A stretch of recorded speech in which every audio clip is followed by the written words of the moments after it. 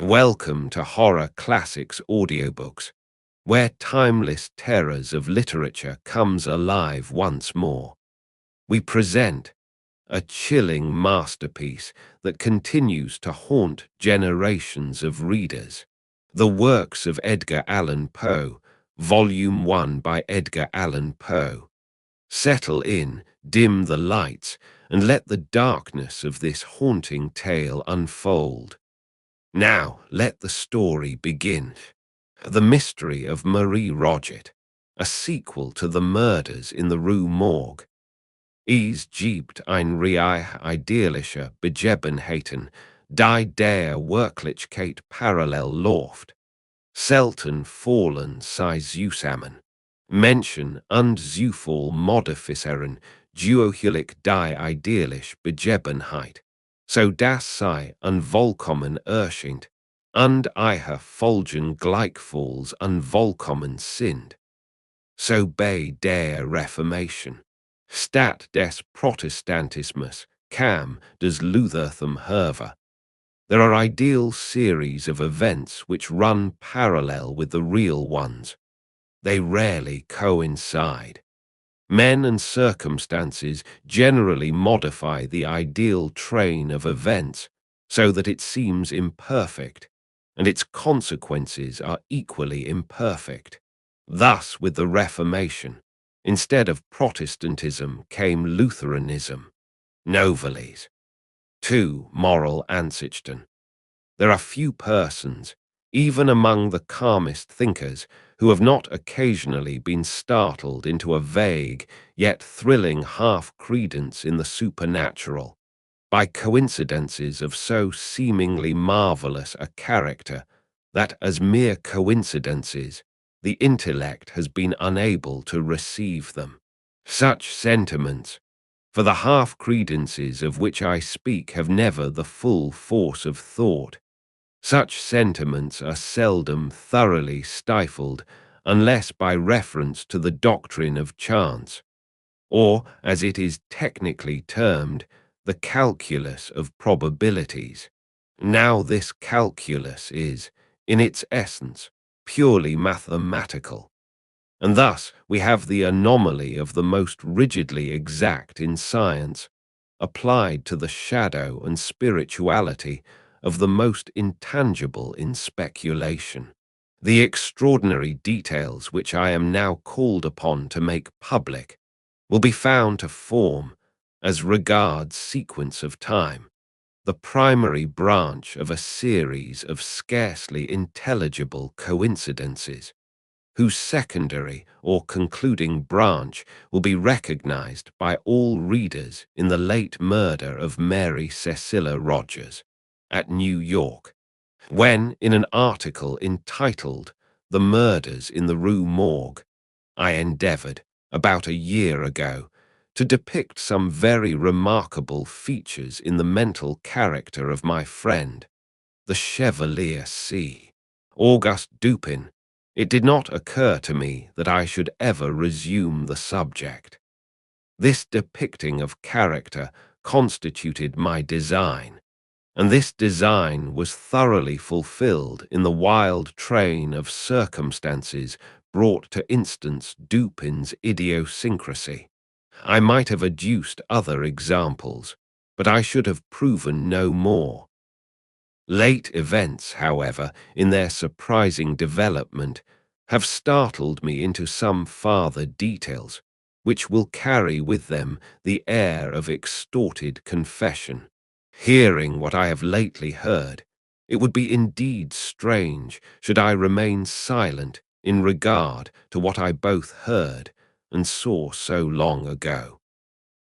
Upon the winding up of the tragedy involved in the deaths of Madame L'Espanaye and her daughter, the Chevalier dismissed the affair at once from his attention, and relapsed into his old habits of moody reverie.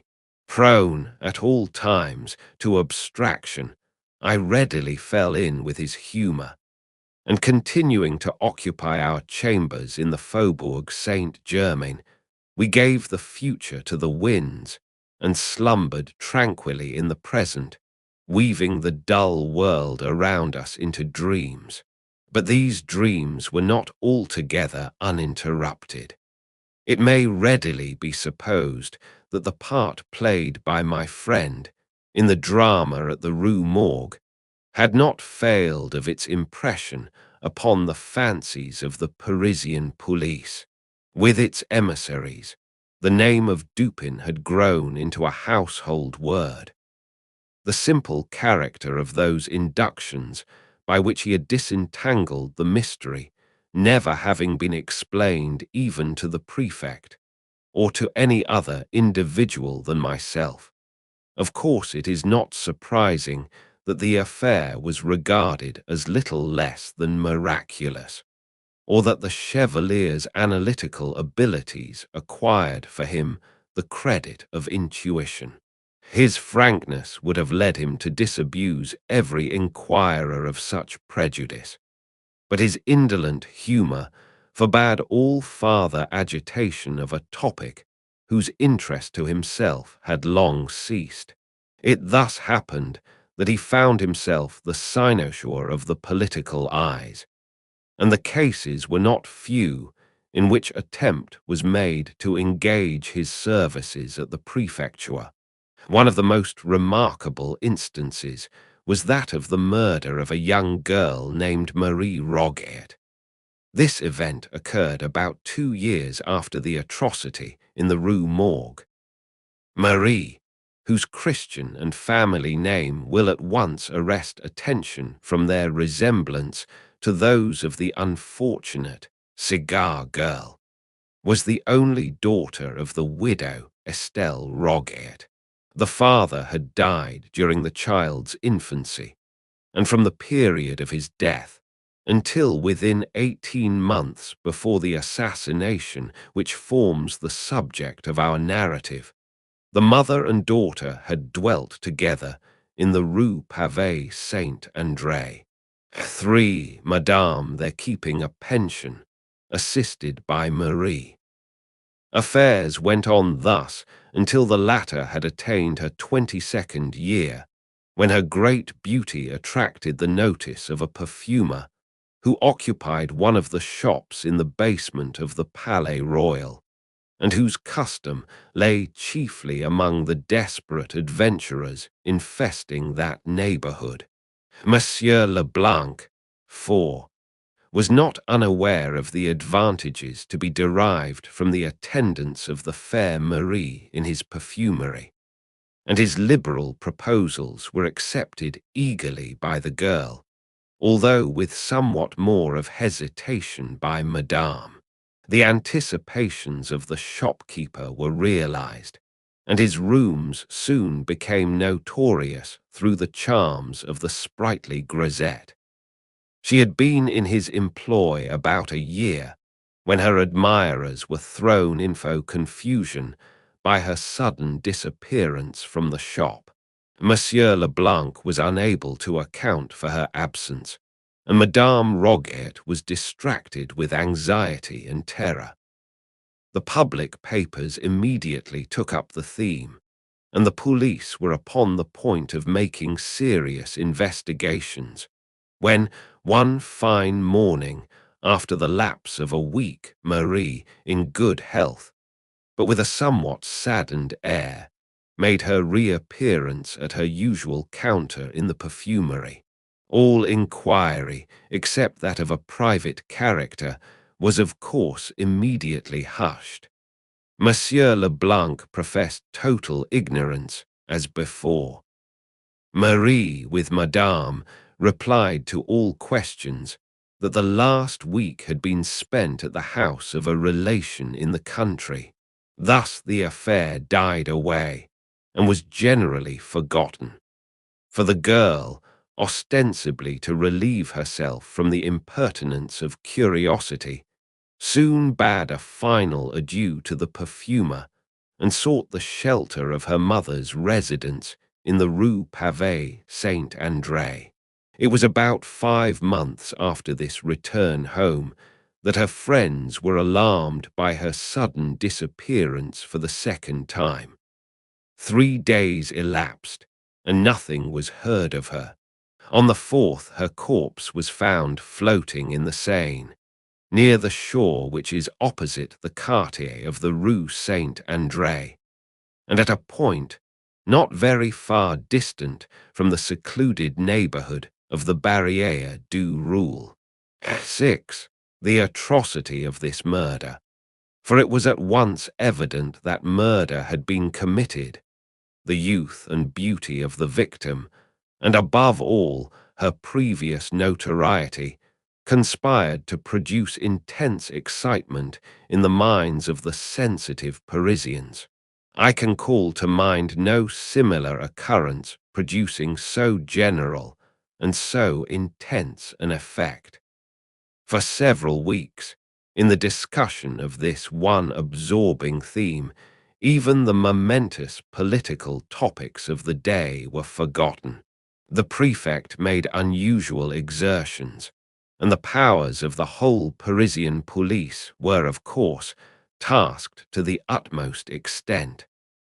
Upon the first discovery of the corpse, it was not supposed that the murderer would be able to elude, for more than a very brief period, the inquisition which was immediately set on foot. It was not until the expiration of a week that it was deemed necessary to offer a reward, and even then this reward was limited to 1,000 francs. In the meantime, the investigation proceeded with vigor, if not always with judgment, and numerous individuals were examined to no purpose, while, owing to the continual absence of all clue to the mystery, the popular excitement greatly increased. At the end of the 10th day, it was thought advisable to double the sum originally proposed, and at length, the second week having elapsed without leading to any discoveries, and the prejudice which always exists in Paris against the police having given vent to itself in several serious emeutes, the prefect took it upon himself to offer the sum of 20,000 francs for the conviction of the assassin, or, if more than one should prove to have been implicated, for the conviction of any one of the assassins. In the proclamation setting forth this reward, a full pardon was promised to any accomplice who should come forward in evidence against his fellow, and to the whole was appended, wherever it appeared, the private placard of a committee of citizens, offering 10,000 francs, in addition to the amount proposed by the prefecture. The entire reward thus stood at no less than 30,000 francs, which will be regarded as an extraordinary sum when we consider the humble condition of the girl, and the great frequency in large cities of such atrocities as the one described. No one doubted now that the mystery of this murder would be immediately brought to light. But although, in one or two instances, arrests were made which promised elucidation, yet nothing was elicited which could implicate the parties suspected, and they were discharged forthwith. Strange as it may appear, the third week from the discovery of the body had passed, and passed without any light being thrown upon the subject, before even a rumor of the events which had so agitated the public mind reached the ears of Dupin and myself, engaged in researches which absorbed our whole attention. It had been nearly a month since either of us had gone abroad, or received a visitor, or more than glanced at the leading political articles in one of the daily papers. The first intelligence of the murder was brought us by G. in person. He called upon us early in the afternoon of the 13th of July, 18, and remained with us until late in the night. He had been piqued by the failure of all his endeavors to ferret out the assassins, His reputation, so he said with a peculiarly Parisian air, was at stake. Even his honor was concerned.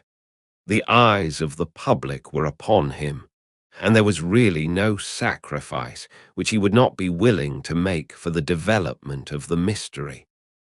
He concluded a somewhat droll speech with a compliment upon what he was pleased to term the tact of Dupin, and made him a direct and certainly a liberal proposition, the precise nature of which I do not feel myself at liberty to disclose, but which has no bearing upon the proper subject of my narrative. The compliment my friend rebutted as best he could, but the proposition he accepted at once, although its advantages were altogether provisional. This point being settled, the prefect broke forth at once into explanations of his own views, interspersing them with long comments upon the evidence, of which latter we were not yet in possession. He discoursed much, and beyond doubt learnedly, while I hazarded an occasional suggestion as the night wore drowsily away. Dupin, sitting steadily in his accustomed armchair, was the embodiment of respectful attention. He wore spectacles during the whole interview, and an occasional signal glance beneath their green glasses sufficed to convince me that he slept not the less soundly, because silently, throughout the 7 or 8 leaden-footed hours which immediately preceded the departure of the prefect.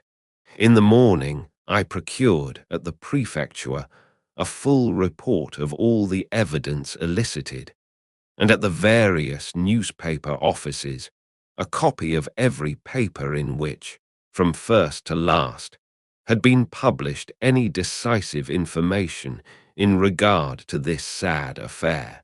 Freed from all that was positively disproved, this mass of information stood thus. Marie Roget left the residence of her mother in the Rue Pavée Saint-André about 9 o'clock in the morning of Sunday, June the 22nd, 18. In going out, she gave notice to a Monsieur Jacques Saint-Eustache, 7, and to him only, of her intention to spend the day with an aunt who resided in the Rue des Drômes. The Rue des Drômes is a short and narrow but populous thoroughfare, not far from the banks of the river, and at a distance of some 2 miles, in the most direct course possible, from the pension of Madame Roget. Saint Eustache was the accepted suitor of Marie, and lodged, as well as took his meals, at the pension. He was to have gone for his betrothed at dusk, and to have escorted her home. In the afternoon, however, it came on to rain heavily, and supposing that she would remain all night at her aunt's, as she had done under similar circumstances before, he did not think it necessary to keep his promise. As night drew on, Madame Roget, who was an infirm old lady, 70 years of age, was heard to express a fear that she should never see Marie again. But this observation attracted little attention at the time. On Monday, it was ascertained that the girl had not been to the Rue des Drômes, and when the day elapsed without tidings of her, a tardy search was instituted at several points in the city and its environs. It was not, however, until the 4th day from the period of disappearance that anything satisfactory was ascertained respecting her. On this day, Wednesday, the 25th of June, a Monsieur Beauvais, 8, who, with a friend, had been making inquiries for Marie near the Barrière du Roule, on the shore of the Seine which is opposite the Rue Pavée Saint-André, was informed that a corpse had just been towed ashore by some fishermen who had found it floating in the river. Upon seeing the body, Beauvais, after some hesitation, identified it as that of the perfumery girl. His friend recognized it more promptly. The face was suffused with dark blood, some of which issued from the mouth. No foam was seen, as in the case of the merely drowned. There was no discoloration in the cellular tissue. About the throat were bruises and impressions of fingers. The arms were bent over on the chest and were rigid. The right hand was clenched, the left partially open. On the left wrist were two circular excoriations, apparently the effect of ropes, or of a rope in more than one volution. A part of the right wrist also was much chafed, as well as the back throughout its extent, but more especially at the shoulder blades. In bringing the body to the shore, the fishermen had attached to it a rope, but none of the excoriations had been affected by this. The flesh of the neck was much swollen. There were no cuts apparent, or bruises which appeared the effect of blows. A piece of lace was found tied so tightly around the neck as to be hidden from sight. It was completely buried in the flesh, and was fastened by a knot which lay just under the left ear. This alone would have sufficed to produce death. The medical testimony spoke confidently of the virtuous character of the deceased. She had been subjected, it said, to brutal violence. The corpse was in such condition when found that there could have been no difficulty in its recognition by friends. The dress was much torn and otherwise disordered. In the outer garment, a slip about a foot wide had been torn upward from the bottom hem to the waist, but not torn off. It was wound 3 times around the waist and secured by a sort of hitch in the back. The dress immediately beneath the frock was of fine muslin, and from this a slip 18 inches wide had been torn entirely out, torn very evenly and with great care. It was found around her neck, fitting loosely and secured with a hard knot. Over this muslin slip and the slip of lace, the strings of a bonnet were attached, the bonnet being appended. The knot by which the strings of the bonnet were fastened was not a lady's, but a slip or sailor's knot. After the recognition of the corpse, it was not, as usual, taken to the morgue, this formality being superfluous, but hastily interred not far from the spot at which it was brought ashore. Through the exertions of Beauvais, the matter was industriously hushed up as far as possible, and several days had elapsed before any public emotion resulted. A weekly paper, 9, however, at length took up the theme. The corpse was disinterred, and a re-examination instituted, but nothing was elicited beyond what has been already noted. The clothes, however, were now submitted to the mother and friends of the deceased, and fully identified as those worn by the girl upon leaving home. Meantime, the excitement increased hourly. Several individuals were arrested and discharged. St. Eustache fell especially under suspicion, and he failed at first to give an intelligible account of his whereabouts during the Sunday on which Marie left home. Subsequently, however, he submitted to Monsieur G. affidavits, accounting satisfactorily for every hour of the day in question. As time passed and no discovery ensued, 1,000 contradictory rumors were circulated, and journalists busied themselves in suggestions. Among these, the one which attracted the most notice was the idea that Marie Roget still lived, that the corpse found in the Seine was that of some other unfortunate. It will be proper that I submit to the reader some passages which embody the suggestion alluded to. These passages are literal translations from Lettre 10, a paper conducted in general with much ability.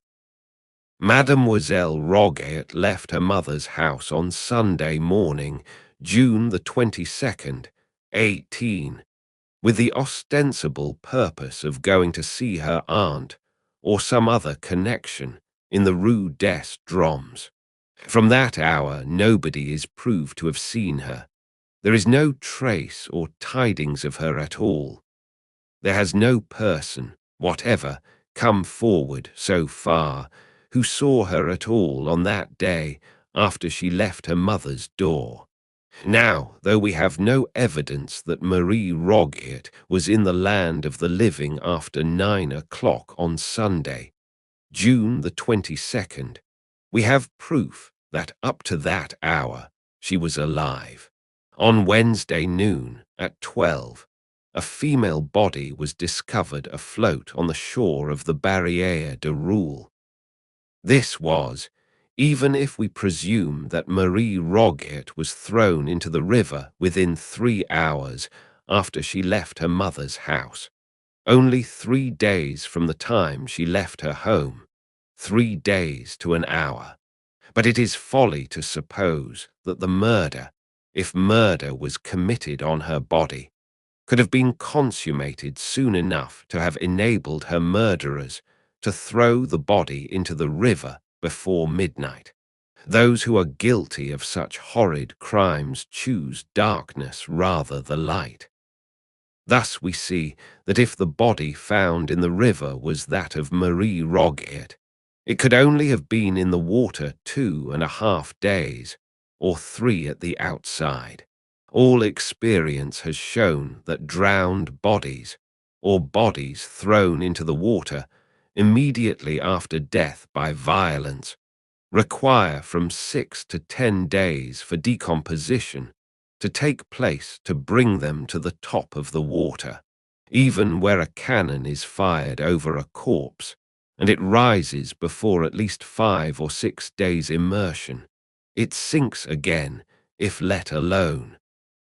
Now, we ask, what was there in this case to cause a departure from the ordinary course of nature? If the body had been kept in its mangled state on shore until Tuesday night, some trace would be found on shore of the murderers. It is a doubtful point, also, whether the body would be so soon afloat, even were it thrown in after having been dead 2 days.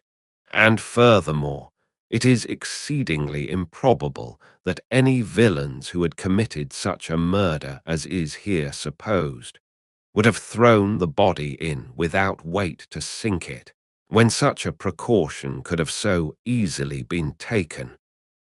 The editor here proceeds to argue that the body must have been in the water not 3 days merely, but at least 5 times 3 days, because it was so far decomposed that Beauvais had great difficulty in recognizing it.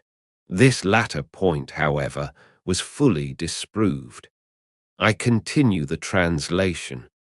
What, then, are the facts on which M. Beauvais says that he has no doubt the body was that of Marie Roget? He ripped up the gown sleeve and says he found marks which satisfied him of the identity. The public generally supposed those marks to have consisted of some description of scars. He rubbed the arm and found hair upon it, something as indefinite, we think, as can readily be imagined, as little conclusive as finding an arm in the sleeve. M. Beauvais did not return that night, but sent word to Madame Roget at 7 o'clock on Wednesday evening that an investigation was still in progress respecting her daughter. If we allow that Madame Roget, from her age and grief, could not go over, which is allowing a great deal, there certainly must have been someone who would have thought it worth while to go over and attend the investigation if they thought the body was that of Marie. Nobody went over. There was nothing said or heard about the matter in the Rue Pavée Saint André that reached even the occupants of the same building. M. St. Eustache, the lover and intended husband of Marie, who boarded in her mother's house, deposes that he did not hear of the discovery of the body of his intended until the next morning, when M. Beauvais came into his chamber and told him of it. For an item of news like this, it strikes us it was very coolly received.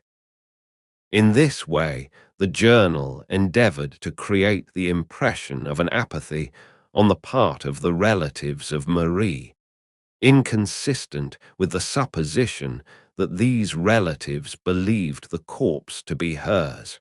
Its insinuations amount to this: that Marie, with the connivance of her friends, had absented herself from the city for reasons involving a charge against her chastity, and that these friends, upon the discovery of a corpse in the Seine, somewhat resembling that of the girl, had availed themselves of the opportunity to impress the public with the belief of her death.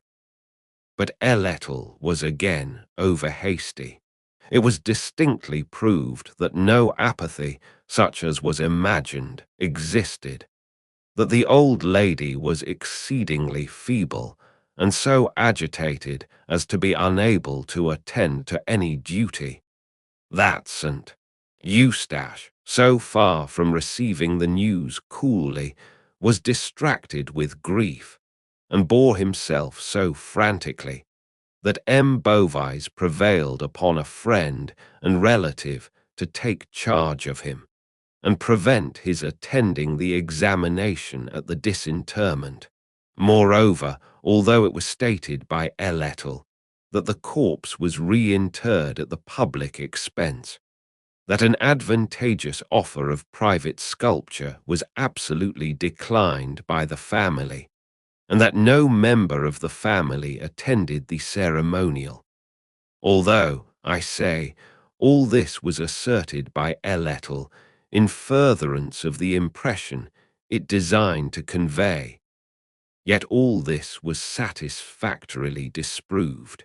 In a subsequent number of the paper, an attempt was made to throw suspicion upon Beauvais himself. The editor says, "Now, then, a change comes over the matter. We are told that on one occasion, while a Madame B. was at Madame Roget's house, M.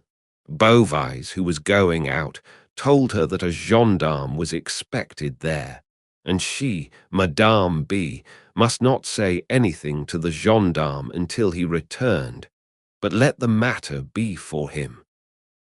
In the present posture of affairs, M.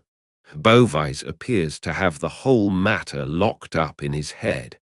A single step cannot be taken without M. Beauvais, for go which way you will, you run against him. For some reason, he determined that nobody shall have anything to do with the proceedings but himself, and he has elbowed the male relatives out of the way, according to their representations, in a very singular manner. He seems to have been very much averse to permitting the relatives to see the body. By the following fact, some colour was given to the suspicion thus thrown upon Beauvais. A visitor at his office, a few days prior to the girl's disappearance, and during the absence of its occupant, had observed a rose in the keyhole of the door, and the name Marie inscribed upon a slate which hung near at hand. The general impression, so far as we were enabled to glean it from the newspapers, seemed to be that Marie had been the victim of a gang of desperados, that by these she had been borne across the river, maltreated and murdered. Le Commercial 11, however, a print of extensive influence, was earnest in combating this popular idea. I quote a passage or two from its columns. We are persuaded that pursuit has hitherto been on a false scent, so far as it has been directed to the barrière du rule. It is impossible that a person so well known to thousands as this young woman was should have passed 3 blocks without someone having seen her, and anyone who saw her would have remembered it, for she interested all who knew her. It was when the streets were full of people, when she went out. It is impossible that she could have gone to the Barrière du Roule or to the Rue des Drômes without being recognized by a dozen persons.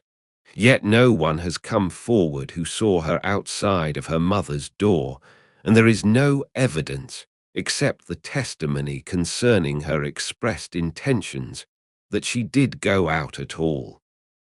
Her gown was torn, bound round her, and tied, and by that the body was carried as a bundle. If the murder had been committed at the Barrière du Roule, there would have been no necessity for any such arrangement. The fact that the body was found floating near the barrière is no proof as to where it was thrown into the water. A piece of one of the unfortunate girl's petticoats, 2 feet long and 1 foot wide, was torn out and tied under her chin around the back of her head, probably to prevent screams. This was done by fellows who had no pocket handkerchief. A day or 2 before the prefect called upon us, however, some important information reached the police, which seemed to overthrow, at least, the chief portion of Le Commercial's argument. 2 small boys, sons of a Madame de Luc, while roaming among the woods near the Barrière du Roule, chanced to penetrate a close thicket, within which were 3 or 4 large stones, forming a kind of seat with a back and footstool. On the upper stone lay a white petticoat, on the second a silk scarf. A parasol, gloves, and a pocket handkerchief were also here found. The handkerchief bore the name Marie Roget. Fragments of dress were discovered on the brambles around.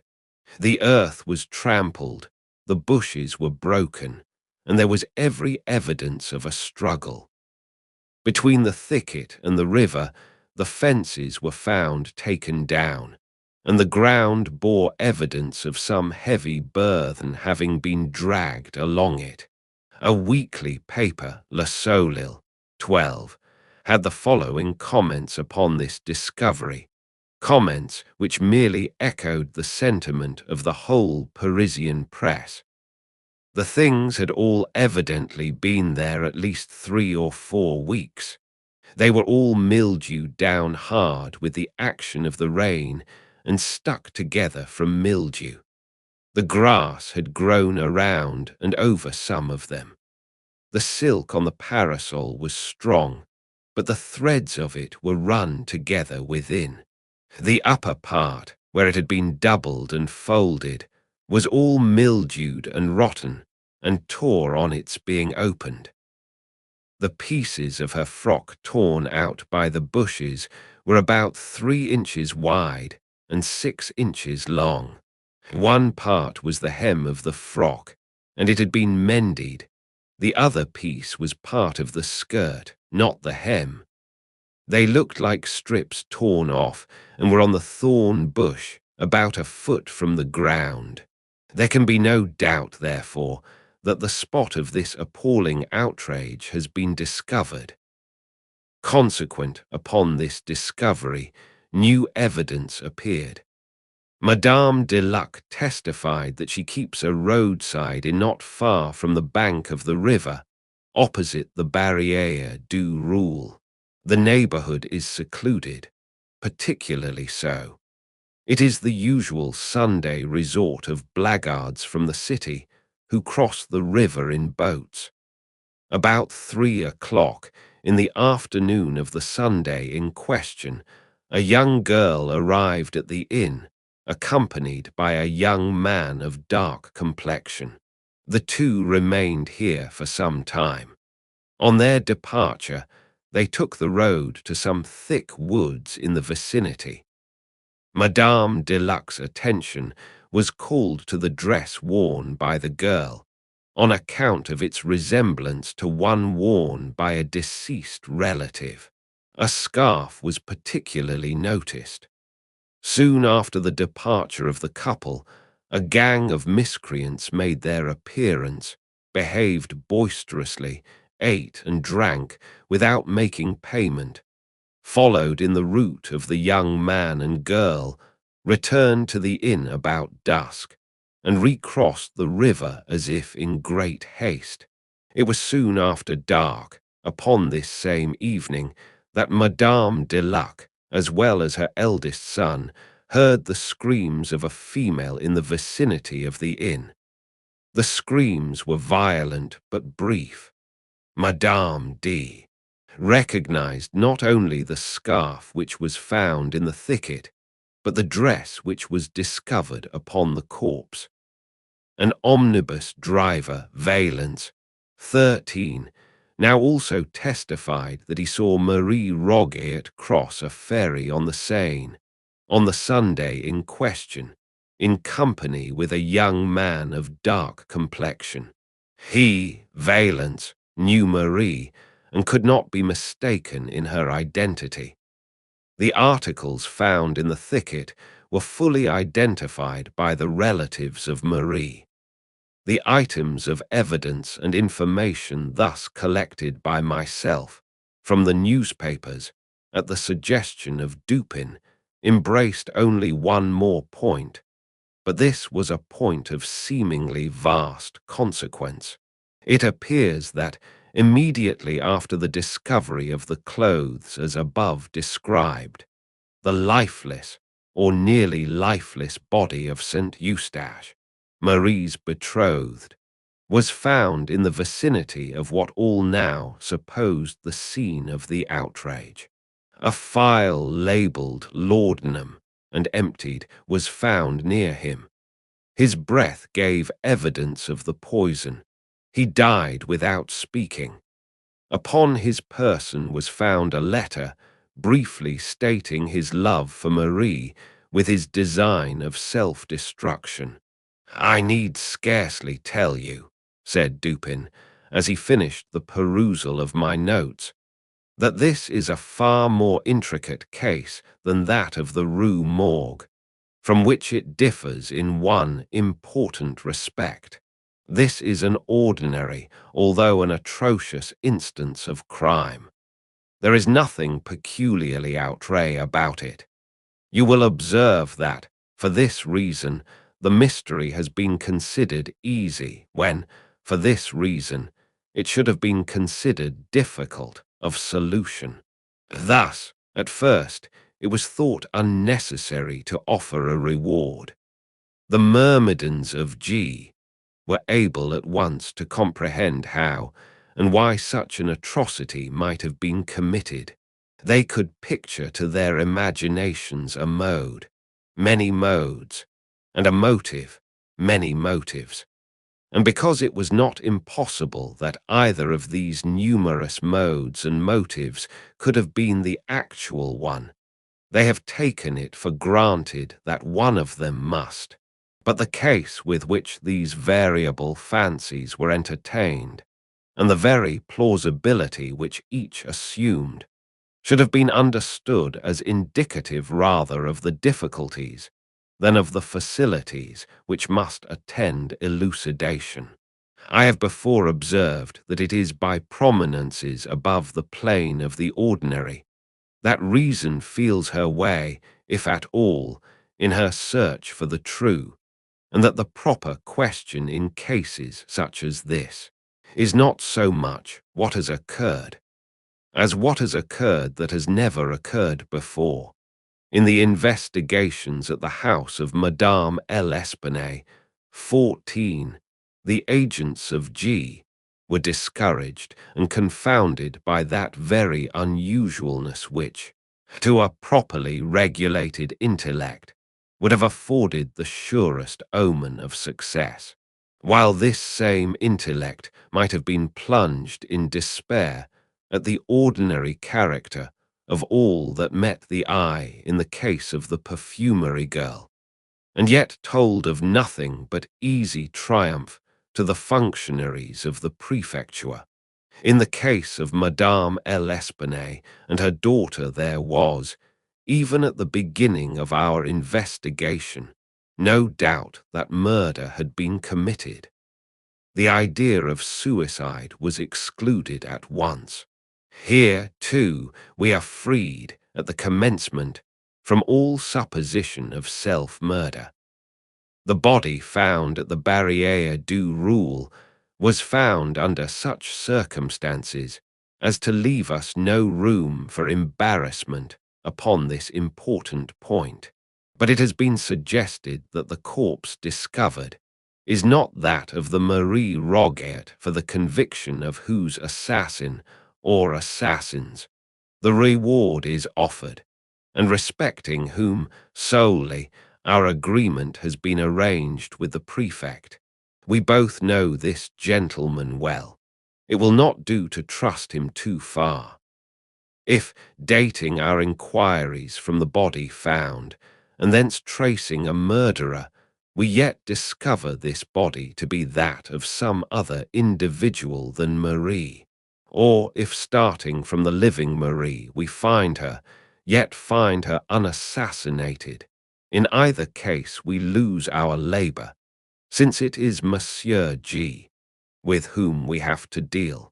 For our own purpose, therefore, if not for the purpose of justice, it is indispensable that our first step should be the determination of the identity of the corpse with the Marie Roget who is missing. With the public, the arguments of L'Ettle have had weight, and that the journal itself is convinced of their importance would appear from the manner in which it commences one of its essays upon the subject.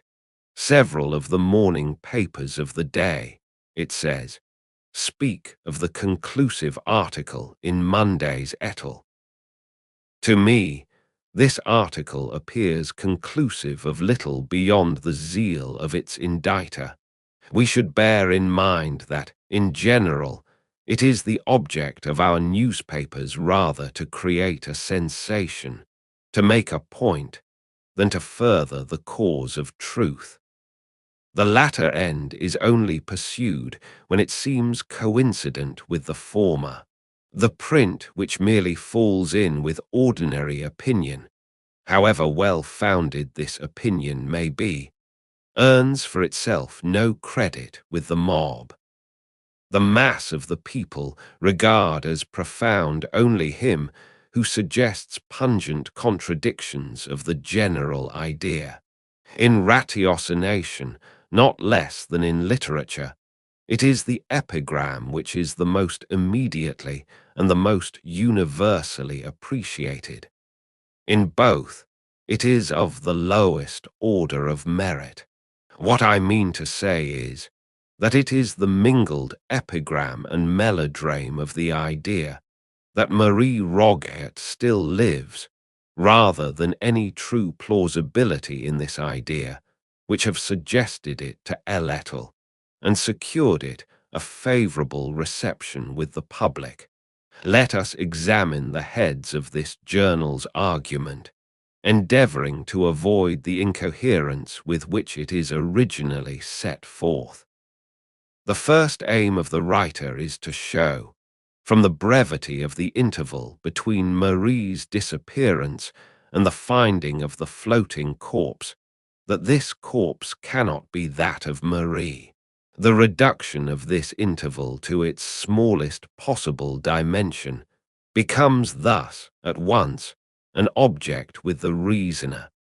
In the rash pursuit of this object, he rushes into mere assumption at the outset. It is folly to suppose, he says, that the murder, if murder was committed on her body, could have been consummated soon enough to have enabled her murderers to throw the body into the river before midnight. We demand at once, and very naturally, why. Why is it folly to suppose that the murder was committed within 5 minutes after the girl's quitting her mother's house? Why is it folly to suppose that the murder was committed at any given period of the day? There have been assassinations at all hours. But had the murder taken place at any moment between 9 o'clock in the morning of Sunday and a quarter before midnight, there would still have been time enough to throw the body into the river before midnight. This assumption, then, amounts precisely to this, that the murder was not committed on Sunday at all, and if we allow Ellettle to assume this, we may permit it any liberties whatever.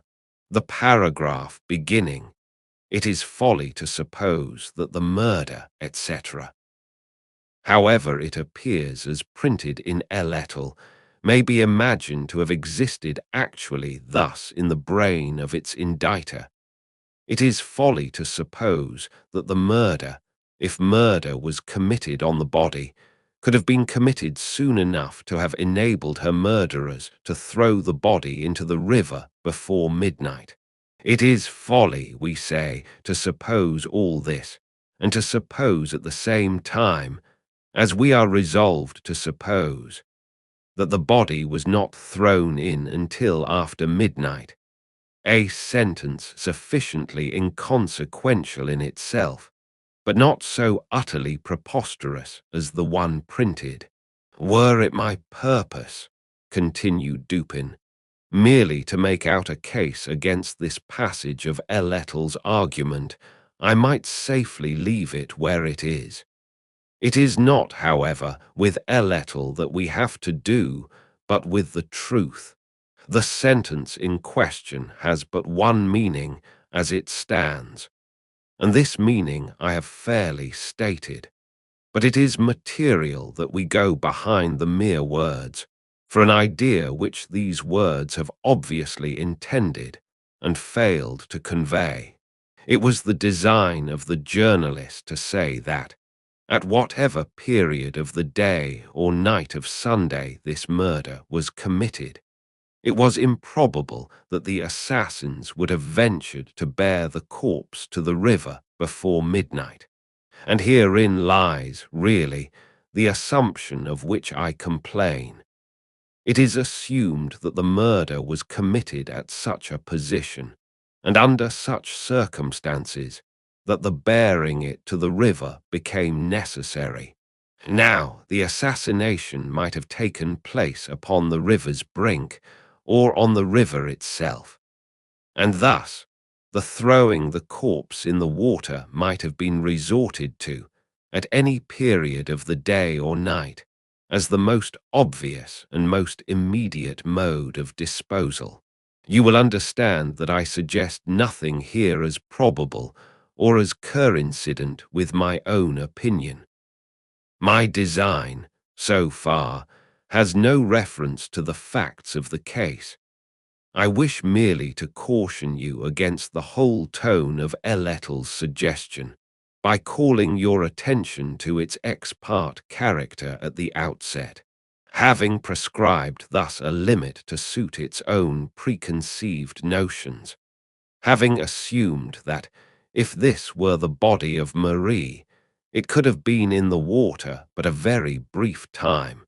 The journal goes on to say, all experience has shown that drowned bodies, or bodies thrown into the water immediately after death by violence, require from 6 to 10 days for sufficient decomposition to take place to bring them to the top of the water. Even when a cannon is fired over a corpse, and it rises before at least 5 or 6 days' immersion. It sinks again if let alone. These assertions have been tacitly received by every paper in Paris, with the exception of Le Moniteur. 15. This latter print endeavors to combat that portion of the paragraph which has reference to drowned bodies only, by citing some 5 or 6 instances in which the bodies of individuals known to be drowned were found floating after the lapse of less time than is insisted upon by Elletel. But there is something excessively unphilosophical in the attempt on the part of Le Moniteur to rebut the general assertion of Elletel by a citation of particular instances militating against that assertion. Had it been possible to adduce 50, instead of 5 examples of bodies found floating at the end of 2 or 3 days, these 50 examples could still have been properly regarded only as exceptions to Elletel's rule, until such time as the rule itself should be confuted. Admitting the rule, and this Le Moniteur does not deny, insisting merely upon its exceptions, the argument of Elletel is suffered to remain in full force. For this argument does not pretend to involve more than a question of the probability of the body having risen to the surface in less than 3 days, and this probability will be in favor of Elletel's position until the instances so childishly adduced shall be sufficient in number to establish an antagonistical rule. You will see at once that all argument upon this head should be urged, if at all, against the rule itself, and for this end we must examine the rationale of the rule. Now the human body, in general, is neither much lighter nor much heavier than the water of the Seine. That is to say, the specific gravity of the human body in its natural condition is about equal to the bulk of fresh water which it displaces. The bodies of fat and fleshy persons, with small bones, and of women generally, are lighter than those of the lean and large-boned, and of men. And the specific gravity of the water of a river is somewhat influenced by the presence of the tide from sea. But leaving this tide out of question, it may be said that very few human bodies will sink at all, even in fresh water, of their own accord. Almost anyone falling into a river will be enabled to float if he suffer the specific gravity of the water fairly to be adduced in comparison with his own. That is to say, if he suffer his whole person to be immersed, with as little exception as possible. The proper position for one who cannot swim is the upright position of the walker on land, with the head thrown fully back and immersed, the mouth and nostrils alone remaining above the surface. Thus circumstanced, we shall find that we float without difficulty and without exertion. It is evident, however, that the gravities of the body and of the bulk of water displaced are very nicely balanced, and that a trifle will cause either to preponderate. An arm, for instance, uplifted from the water, and thus deprived of its support, is an additional weight sufficient to immerse the whole head, while the accidental aid of the smallest piece of timber will enable us to elevate the head so as to look about. Now, in the struggles of one unused to swimming, the arms are invariably thrown upwards, while an attempt is made to keep the head in its usual perpendicular position. The result is the immersion of the mouth and nostrils, and the inception, during efforts to breathe while beneath the surface, of water into the lungs. Much is also received into the stomach, and the whole body becomes heavier by the difference between the weight of the air originally distending these cavities and that of the fluid which now fills them.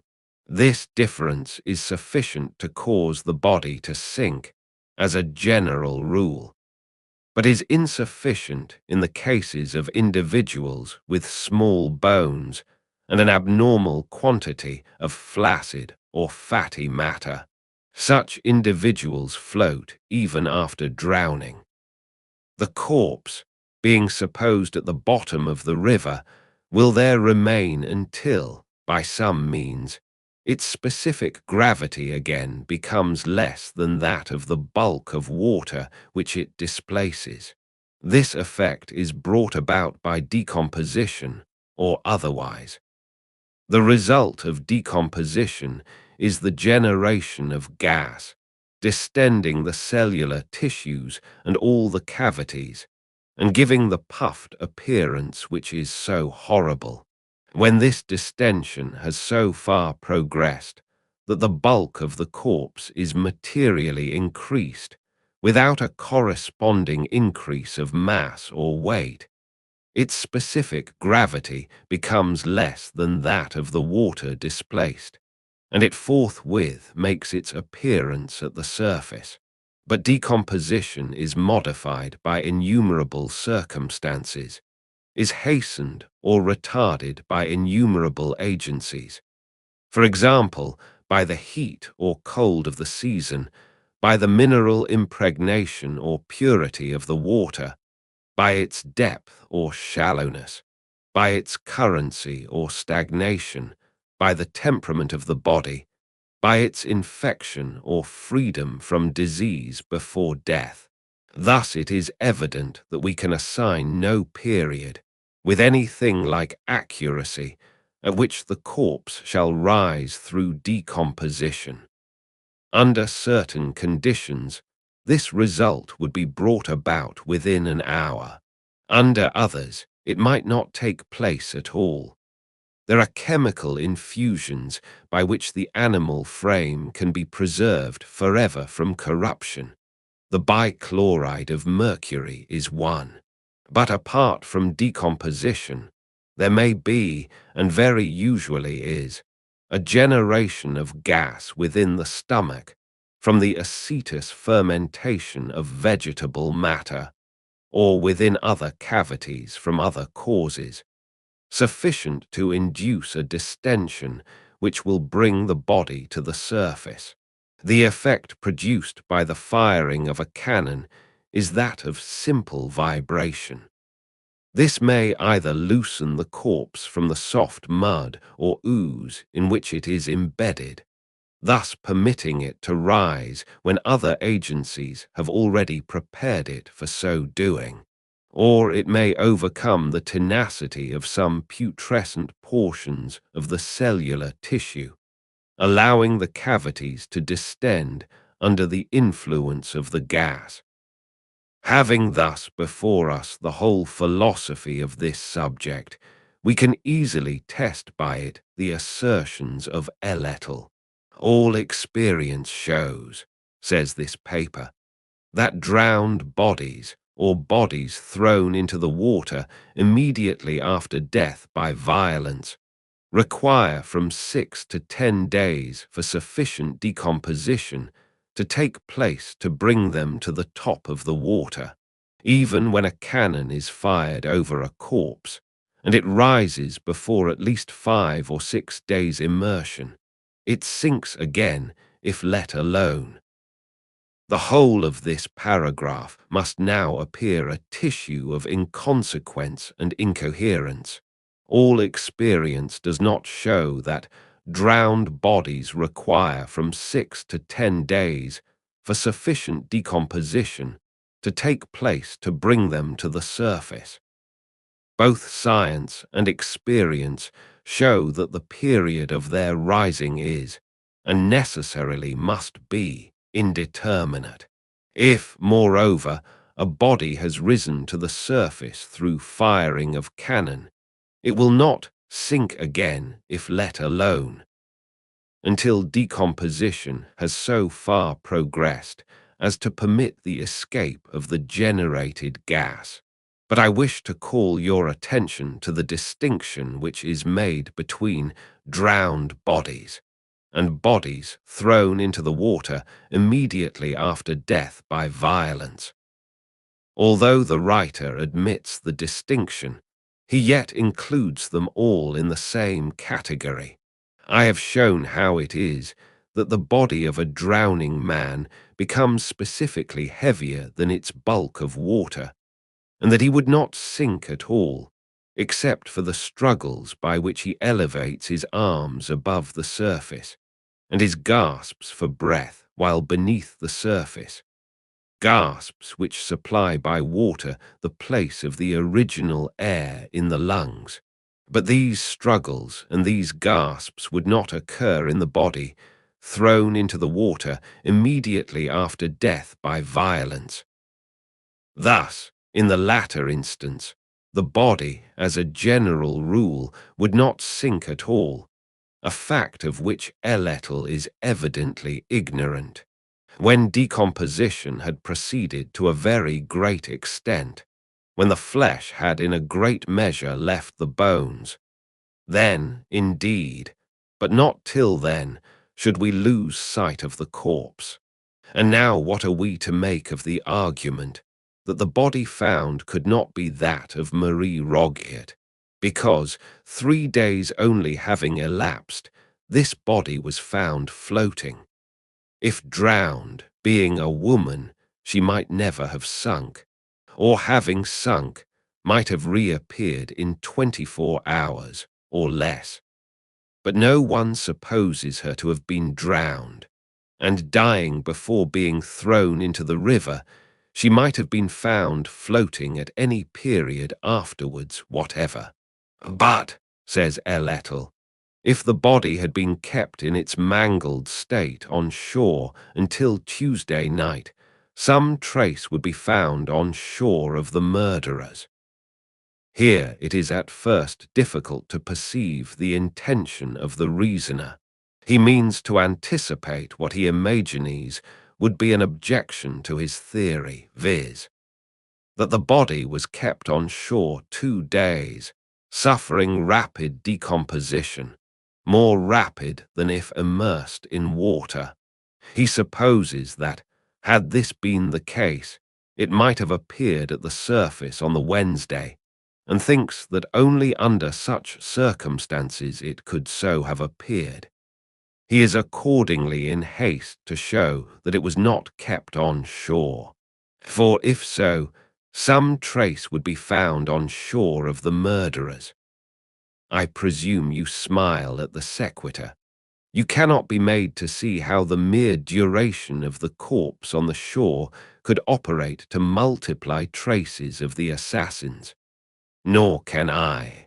And furthermore, it is exceedingly improbable, continues our journal, that any villains who had committed such a murder as is here supposed would have thrown the body in without weight to sink it, when such a precaution could have so easily been taken.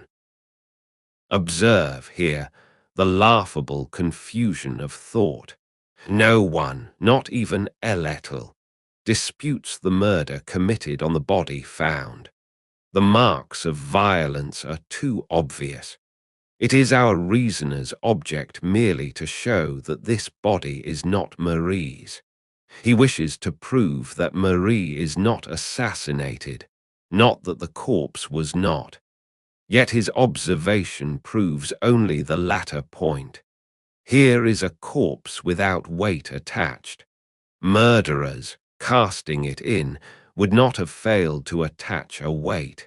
Therefore it was not thrown in by murderers. This is all which is proved, if anything is. The question of identity is not even approached, and Elettle has been at great pains merely to gainsay now what it has admitted only a moment before. We are perfectly convinced, it says, that the body found was that of a murdered female, Nor is this the sole instance, even in this division of his subject, where our reasoner unwittingly reasons against himself. His evident object, I have already said, is to reduce, as much as possible, the interval between Marie's disappearance and the finding of the corpse. Yet we find him urging the point that no person saw the girl from the moment of her leaving her mother's house. We have no evidence, he says, that Marie Roget was in the land of the living after 9 o'clock on Sunday, June the 22nd. As his argument is obviously an ex parte one, he should, at least, have left this matter out of sight. For had anyone been known to see Marie, say on Monday or on Tuesday, the interval in question would have been much reduced, and by his own ratiocination, the probability much diminished of the corpse being that of the grisette. It is, nevertheless, amusing to observe that Elettle insists upon its point in the full belief of its furthering its general argument. Reperus now that portion of this argument which has reference to the identification of the corpse by Bovies. In regard to the hair upon the arm, Elettle has been obviously disingenuous. M. Bovies, not being an idiot, could never have urged, in identification of the corpse, simply hair upon its arm. No arm is without hair. The generality of the expression of Elettle is a mere perversion of the witness phraseology. He must have spoken of some peculiarity in this hair. It must have been a peculiarity of color, of quantity, of length, or of situation. Her foot, says the journal, was small, so are thousands of feet. Her garter is no proof whatever, nor is her shoe, for shoes and garters are sold in packages. The same may be said of the flowers in her hat. One thing upon which M. Bovies strongly insists is that the clasp on the garter found had been set back to take it in. This amounts to nothing, for most women find it proper to take a pair of garters home and fit them to the size of the limbs they are to encircle, rather than to try them in the store where they purchase. Here it is difficult to suppose the reasoner in earnest. Had M. Bovies, in his search for the body of Marie, discovered a corpse corresponding in general size and appearance to the missing girl, he would have been warranted, without reference to the question of habiliment at all, in forming an opinion that his search had been successful. If, in addition to the point of general size and contour, he had found upon the arm a peculiar hairy appearance which he had observed upon the living Marie, his opinion might have been justly strengthened, and the increase of positiveness might well have been in the ratio of the peculiarity, or unusualness, of the hairy mark. If, the feet of Marie being small, those of the corpse were also small, the increase of probability that the body was that of Marie would not be an increase in a ratio merely arithmetical, but in one highly geometrical or accumulative. Add to all this shoes, such as she had been known to wear upon the day of her disappearance, and although these shoes may be sold in packages, you so far augment the probability as to verge upon the certain. What of itself would be no evidence of identity becomes through its corroborative position proof most sure.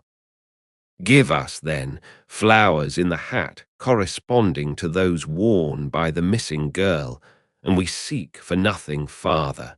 If only one flower, we seek for nothing farther. What then if 2 or 3 or more? Each successive one is multiple evidence, proof not added to proof, but multiplied by hundreds or thousands. Let us now discover, upon the deceased, garters such as the living used, and it is almost folly to proceed. But these garters are found to be tightened by the setting back of a clasp in just such a manner as her own had been tightened by Marie shortly previous to her leaving home. It is now madness or hypocrisy to doubt. What Elettle says in respect to this abbreviation of the garters being an usual occurrence shows nothing beyond its own pertinacity in error.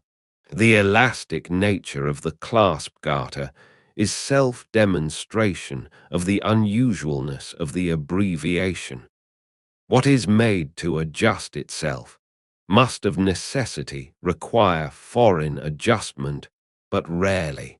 It must have been by an accident, in its strictest sense, that these garters of Marie needed the tightening described. They alone would have amply established her identity.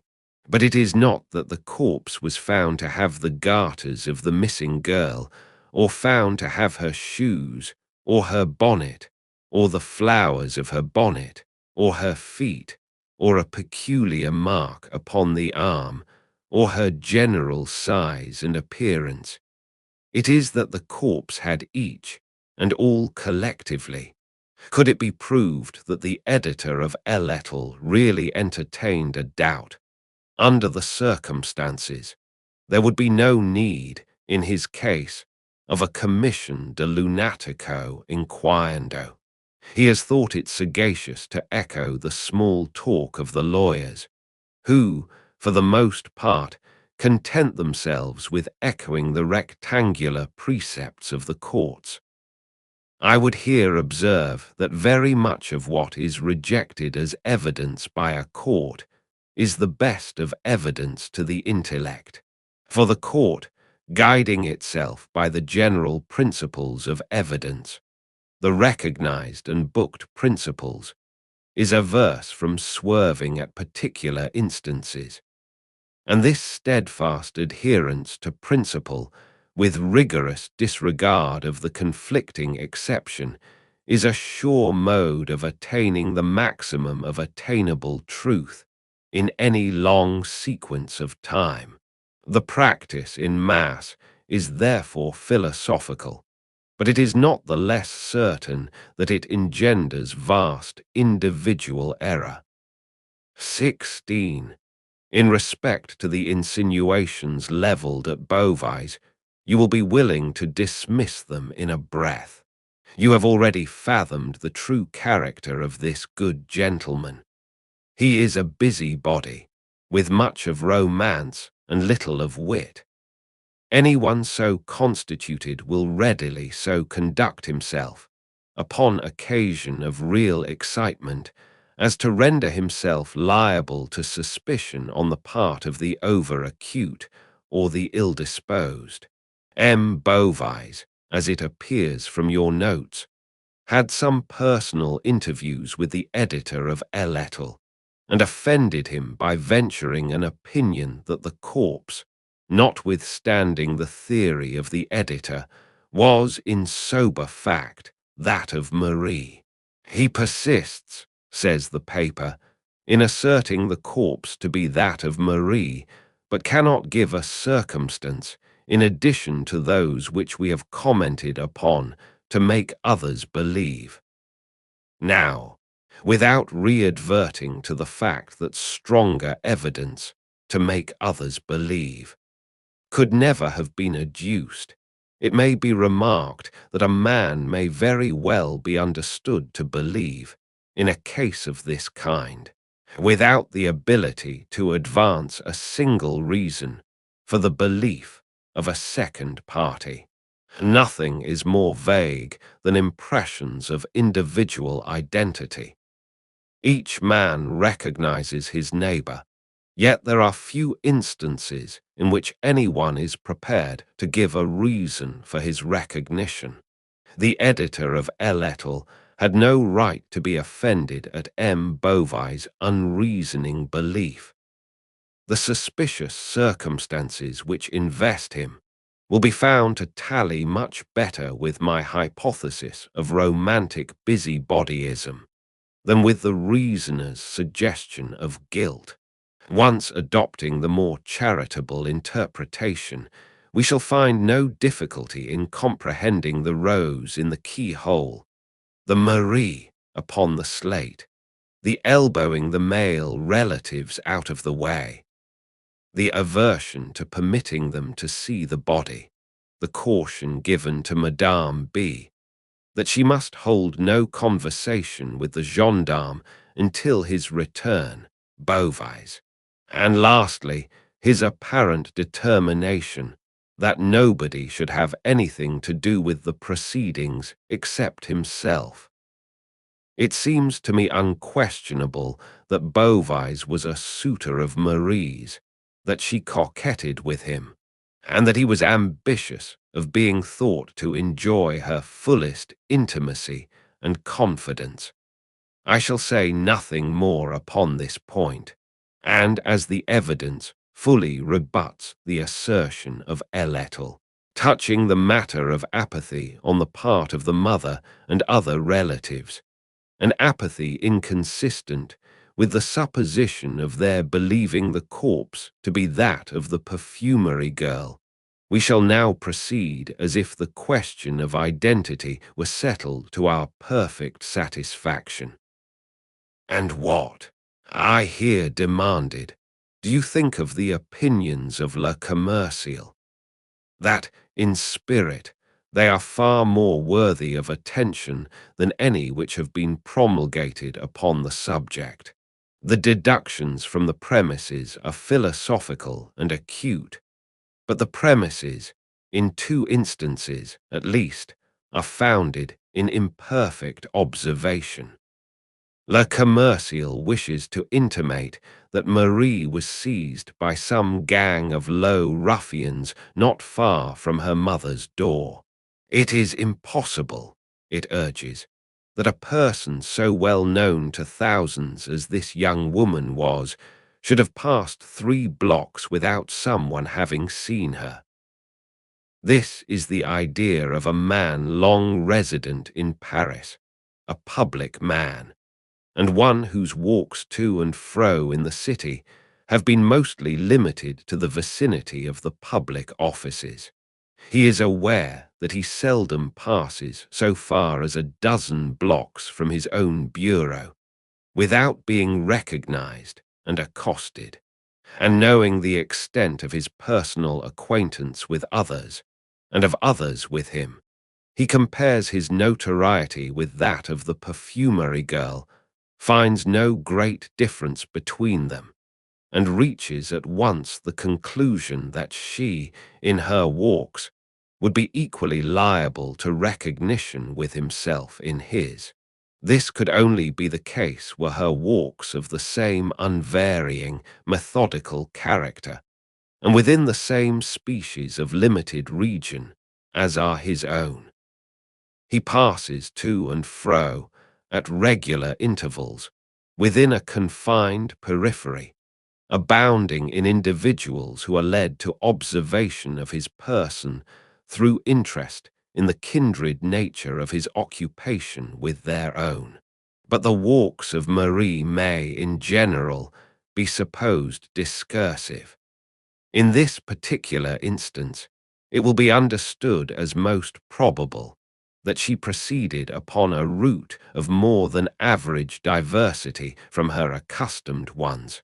The parallel which we imagine to have existed in the mind of Le Commercial would only be sustained in the event of the 2 individuals traversing the whole city. In this case, granting the personal acquaintances to be equal, the chances would be also equal that an equal number of personal rencounters would be made.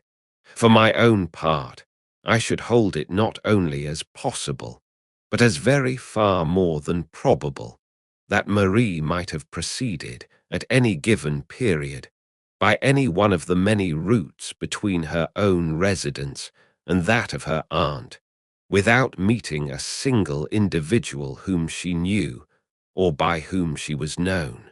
In viewing this question in its full and proper light, we must hold steadily in mind the great disproportion between the personal acquaintances of even the most noted individual in Paris and the entire population of Paris itself.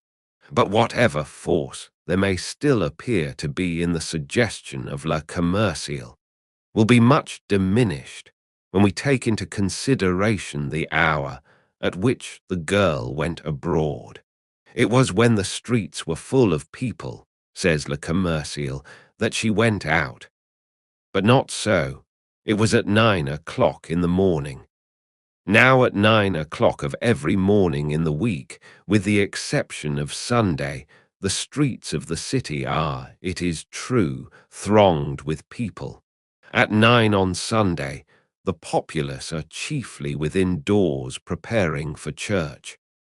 No observing person can have failed to notice the peculiarly deserted air of the town, from about 8 until 10 on the morning of every Sabbath. Between 10 and 11, the streets are thronged, but not at so early a period as that designated. There is another point at which there seems a deficiency of observation on the part of La Commerciale. A piece, it says, of one of the unfortunate girl's petticoats, 2 feet long and 1 foot wide, was torn out and tied under her chin and around the back of her head, probably to prevent screams. This was done by fellows who had no pocket handkerchiefs. Whether this idea is or is not well founded, we will endeavor to see hereafter. But by fellows who have no pocket handkerchiefs, the editor intends the lowest class of ruffians. These, however, are the very description of people who will always be found to have handkerchiefs, even when destitute of shirts. You must have had occasion to observe how absolutely indispensable of late years to the thorough blackguard has become the pocket handkerchief. And what are we to think, I asked, of the article in Le Soleil? That it is a vast pity its inditer was not born a parrot, in which case he would have been the most illustrious parrot of his race.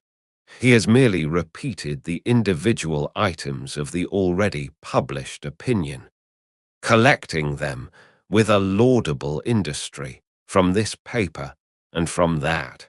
The things had all evidently been there, he says, at least 3 or 4 weeks, and there can be no doubt that the spot of this appalling outrage has been discovered. The facts here restated by Le Soleil are very far indeed from removing my own doubts upon this subject, and we will examine them more particularly hereafter in connection with another division of the theme. At present, we must occupy ourselves with other investigations. You cannot fail to have remarked the extreme laxity of the examination of the corpse. To be sure, the question of identity was readily determined, or should have been, but there were other points to be ascertained. Had the body been in any respect despoiled? Had the deceased any articles of jewellery about her person upon leaving home? If so, had she any when found? These are important questions utterly untouched by the evidence, and there are others of equal moment which have met with no attention. We must endeavour to satisfy ourselves by personal inquiry. The case of St. Eustache must be re-examined. I have no suspicion of this person, but let us proceed methodically. We will ascertain beyond a doubt the validity of the affidavits in regard to his whereabouts on the Sunday. Affidavits of this character are readily made matter of mystification. Should there be nothing wrong here, however, we will dismiss St. Eustache from our investigations. His suicide, however corroborative of suspicion, were there found to be deceit in the affidavits, is, without such deceit, in no respect an unaccountable circumstance, or one which need cause us to deflect from the line of ordinary analysis. In that which I now propose, we will discard the interior points of this tragedy, and concentrate our attention upon its outskirts. Not the least usual error in investigations such as this is the limiting of inquiry to the immediate, with total disregard of the collateral or circumstantial events. It is the malpractice of the courts to confine evidence and discussion to the bounds of apparent relevancy. Yet experience has shown, and a true philosophy will always show, that a vast, perhaps the larger portion of truth, arises from the seemingly irrelevant. It is through the spirit of this principle, if not precisely through its letter, that modern science has resolved to calculate upon the unforeseen. But perhaps you do not comprehend me. The history of human knowledge has so uninterruptedly shown that to collateral or incidental or accidental events, we are indebted for the most numerous and most valuable discoveries, that it has at length become necessary, in any prospective view of improvement, to make not only large, but the largest allowances for inventions that shall arise by chance, and quite out of the range of ordinary expectation. It is no longer philosophical to base, upon what has been, a vision of what is to be. Accident is admitted as a portion of the substructure. We make chance a matter of absolute calculation. We subject the unlooked for and unimagined to the mathematical formulae of the schools. I repeat that it is no more than fact that the larger portion of all truth has sprung from the collateral, and it is but in accordance with the spirit of the principle involved in this fact that I would divert inquiry, in the present case, from the trodden and hitherto unfruitful ground of the event itself, to the contemporary circumstances which surround it. While you ascertain the validity of the affidavits, I will examine the newspapers more generally than you have as yet done. So far, we have only reconnoitered the field of investigation, but it will be strange indeed if a comprehensive survey, such as I propose, of the public prints will not afford us some minute points which shall establish a direction for inquiry. In pursuance of Dupin's suggestion, I made scrupulous examination of the affair of the affidavits. The result was a firm conviction of their validity and of the consequent innocence of St. Eustache. In the meantime, my friend occupied himself, with what seemed to me a minuteness altogether objectless, in a scrutiny of the various newspaper files. At the end of a week, he placed before me the following extracts. About 3 years and a half ago, a disturbance very similar to the present was caused by the disappearance of this same Marie Roget from the parfumery of Monsieur Leblanc in the Palais Royal. At the end of a week, however, she reappeared at her customary comptoir as well as ever, with the exception of a slight paleness not altogether usual. It was given out by Monsieur Leblanc and her mother that she had merely been on a visit to some friend in the country, and the affair was speedily hushed up. We presume that the present absence is a freak of the same nature, and that at the expiration of a week, or perhaps of a month, we shall have her among us again. Evening Paper, Monday, June 23. 17. An evening journal of yesterday refers to a former mysterious disappearance of Mademoiselle Roget. It is well known that, during the week of her absence from Leblanc's parfumery, she was in the company of a young naval officer, much noted for his debaucheries. A quarrel, it is supposed, providentially led to her return home. We have the name of the Lothario in question, who is at present stationed in Paris, but for obvious reasons forbear to make it public. Le Mercury, Tuesday morning, June 24. 18. An outrage of the most atrocious character was perpetrated near this city the day before yesterday. A gentleman, with his wife and daughter, engaged, about dusk, the services of 6 young men, who were idly rowing a boat to and fro near the banks of the Seine to convey him across the river. Upon reaching the opposite shore, the 3 passengers stepped out, and had proceeded so far as to be beyond the view of the boat, when the daughter discovered that she had left in it her parasol. She returned for it, was seized by the gang, carried out into the stream, gagged, brutally treated, and finally taken to the shore at a point not far from that at which she had originally entered the boat with her parents. The villains have escaped for the time, but the police are upon their trail, and some of them will soon be taken.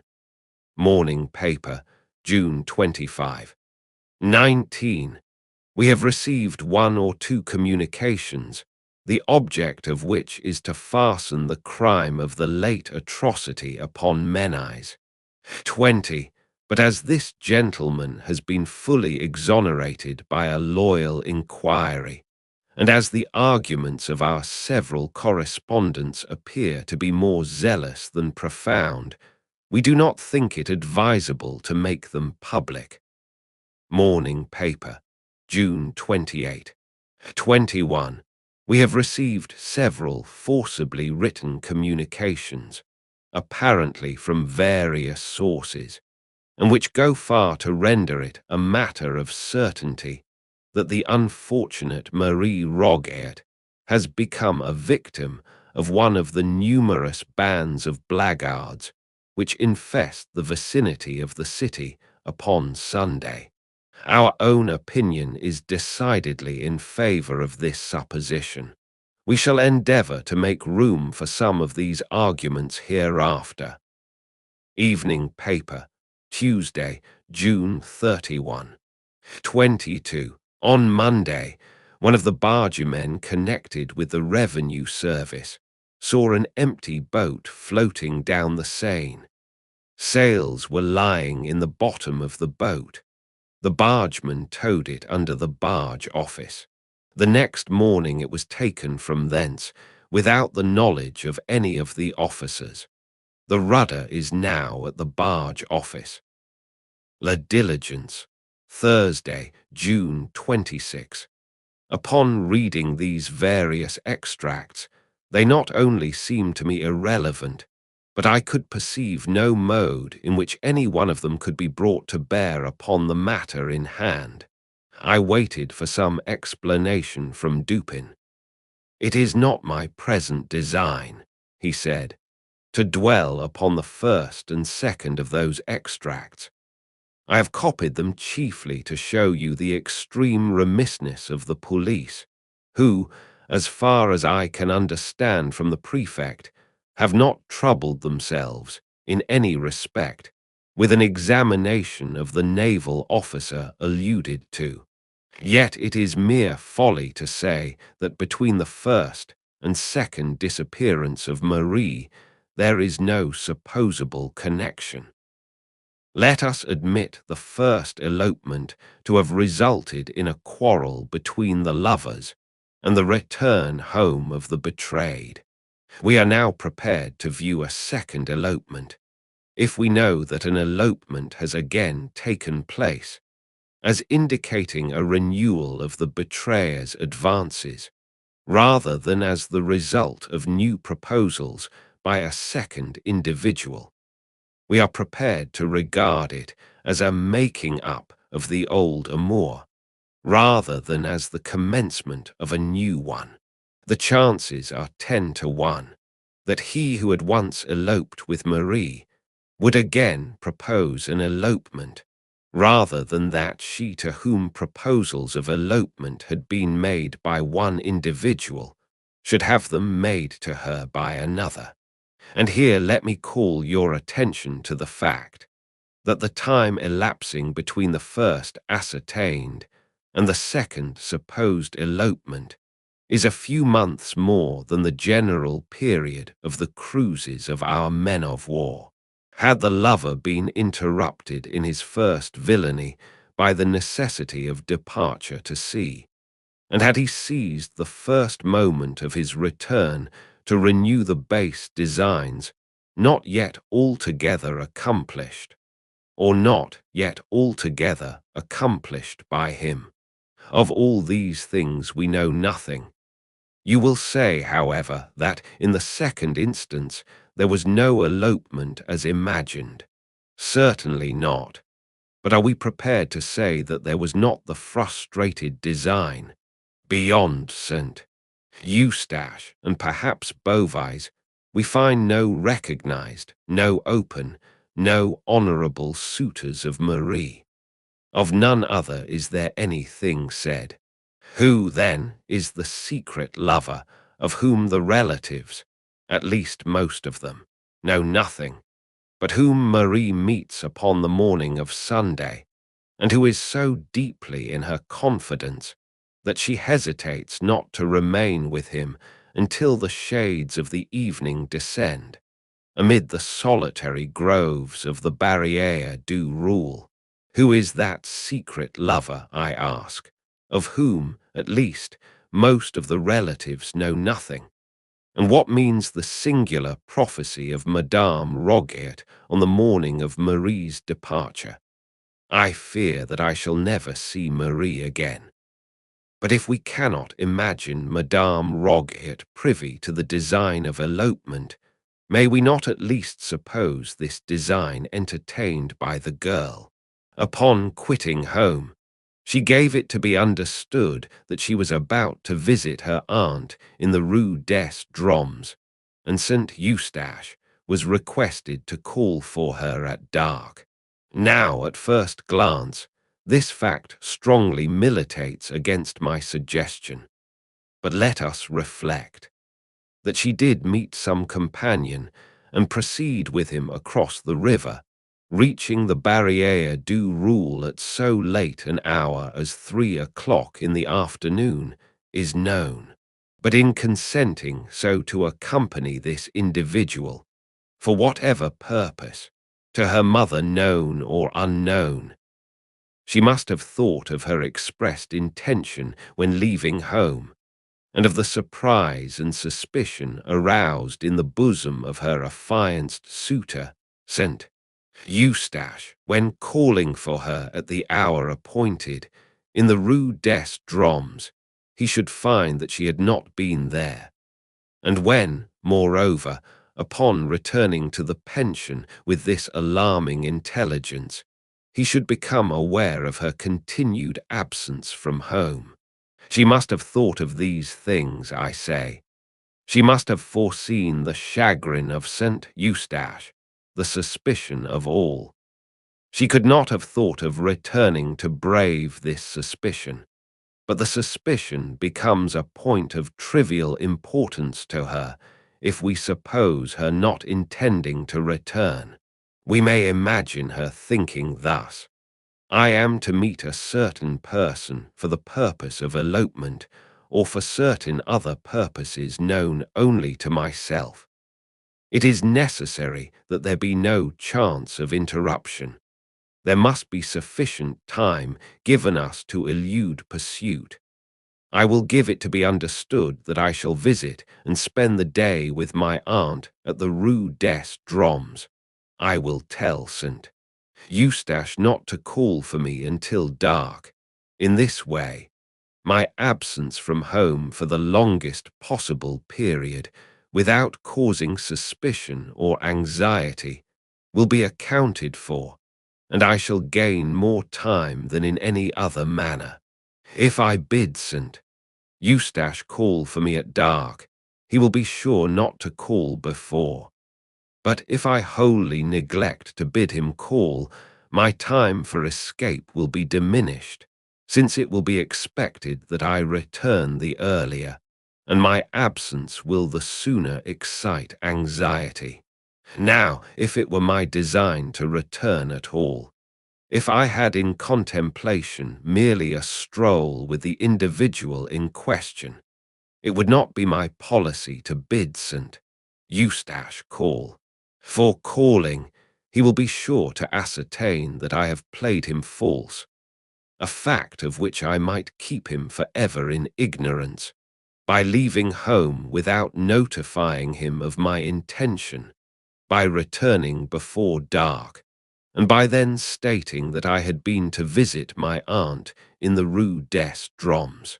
But as it is my design never to return, or not for some weeks, or not until certain concealments are effected, the gaining of time is the only point about which I need give myself any concern. You have observed in your notes that the most general opinion in relation to this sad affair is, and was from the first, that the girl had been the victim of a gang of blackguards. Now, the popular opinion, under certain conditions, is not to be disregarded. When arising of itself, when manifesting itself in a strictly spontaneous manner, we should look upon it as analogous with that intuition, which is the idiosyncrasy of the individual man of genius. In 99 cases from the 100, I would abide by its decision. But it is important that we find no palpable traces of suggestion. The opinion must be rigorously the public's own, and the distinction is often exceedingly difficult to perceive and to maintain.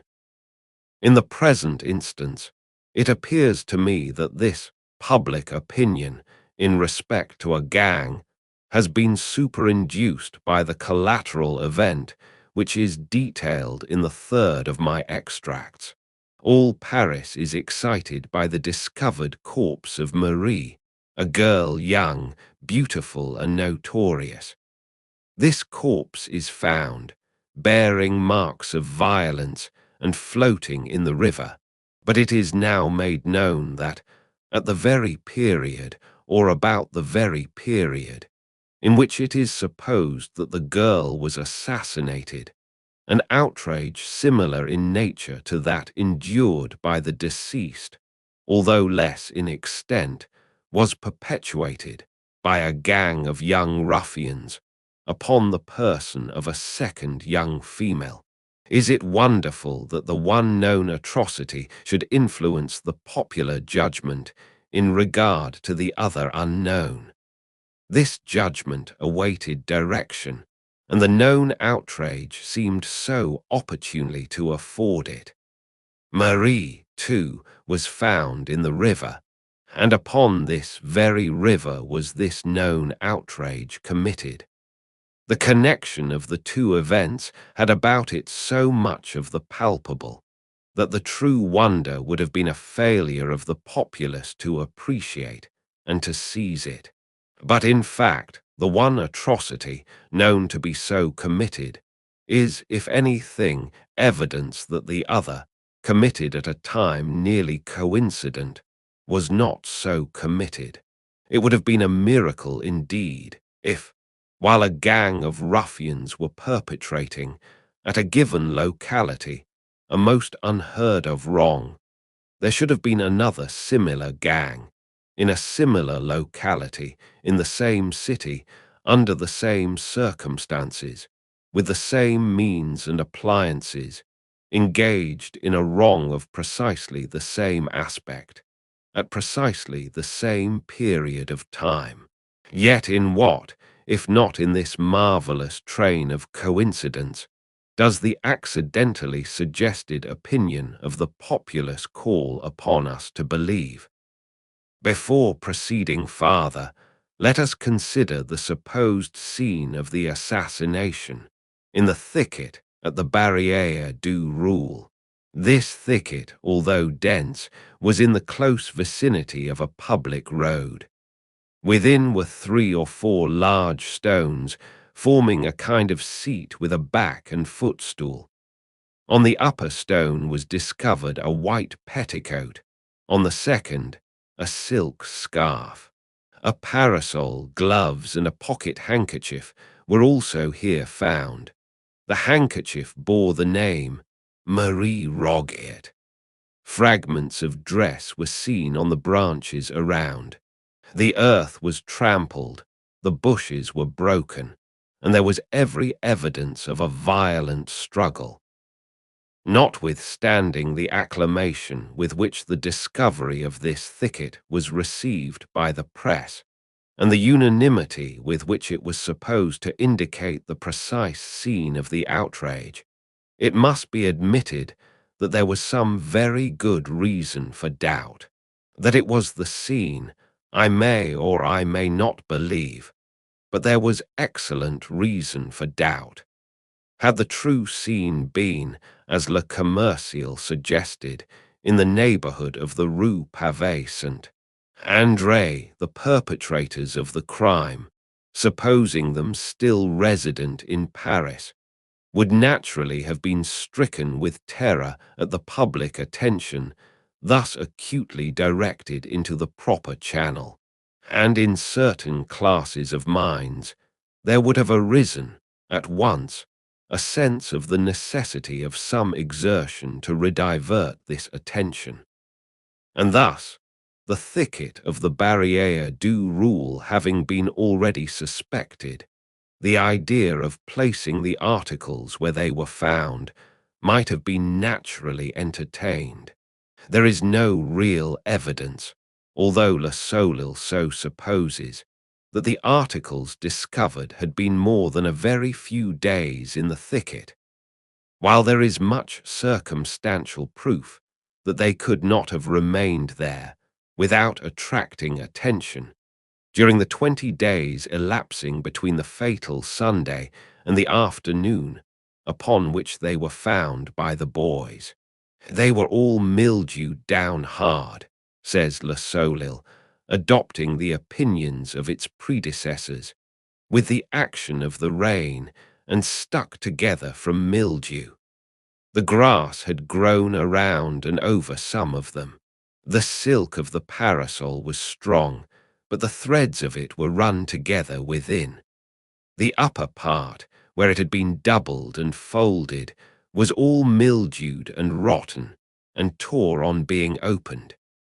In respect to the grass having grown around and over some of them, it is obvious that the fact could only have been ascertained from the words, and thus from the recollections, of 2 small boys. For these boys removed the articles and took them home before they had been seen by a third party. But grass will grow, especially in warm and damp weather, such as was that of the period of the murder, as much as 2 or 3 inches in a single day. A parasol lying upon a newly turfed ground might, in a single week, be entirely concealed from sight by the upspringing grass.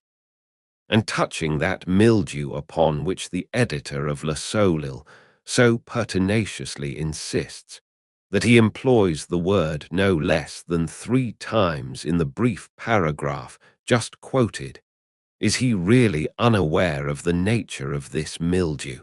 Is he to be told that it is one of the many classes of fungus, of which the most ordinary feature is its upspringing and decadence within 24 hours.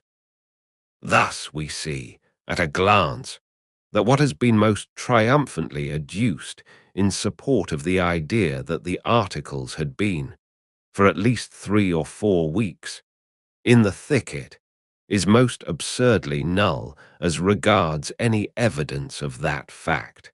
On the other hand, it is exceedingly difficult to believe that these articles could have remained in the thicket specified for a longer period than a single week, for a longer period than from one Sunday to the next.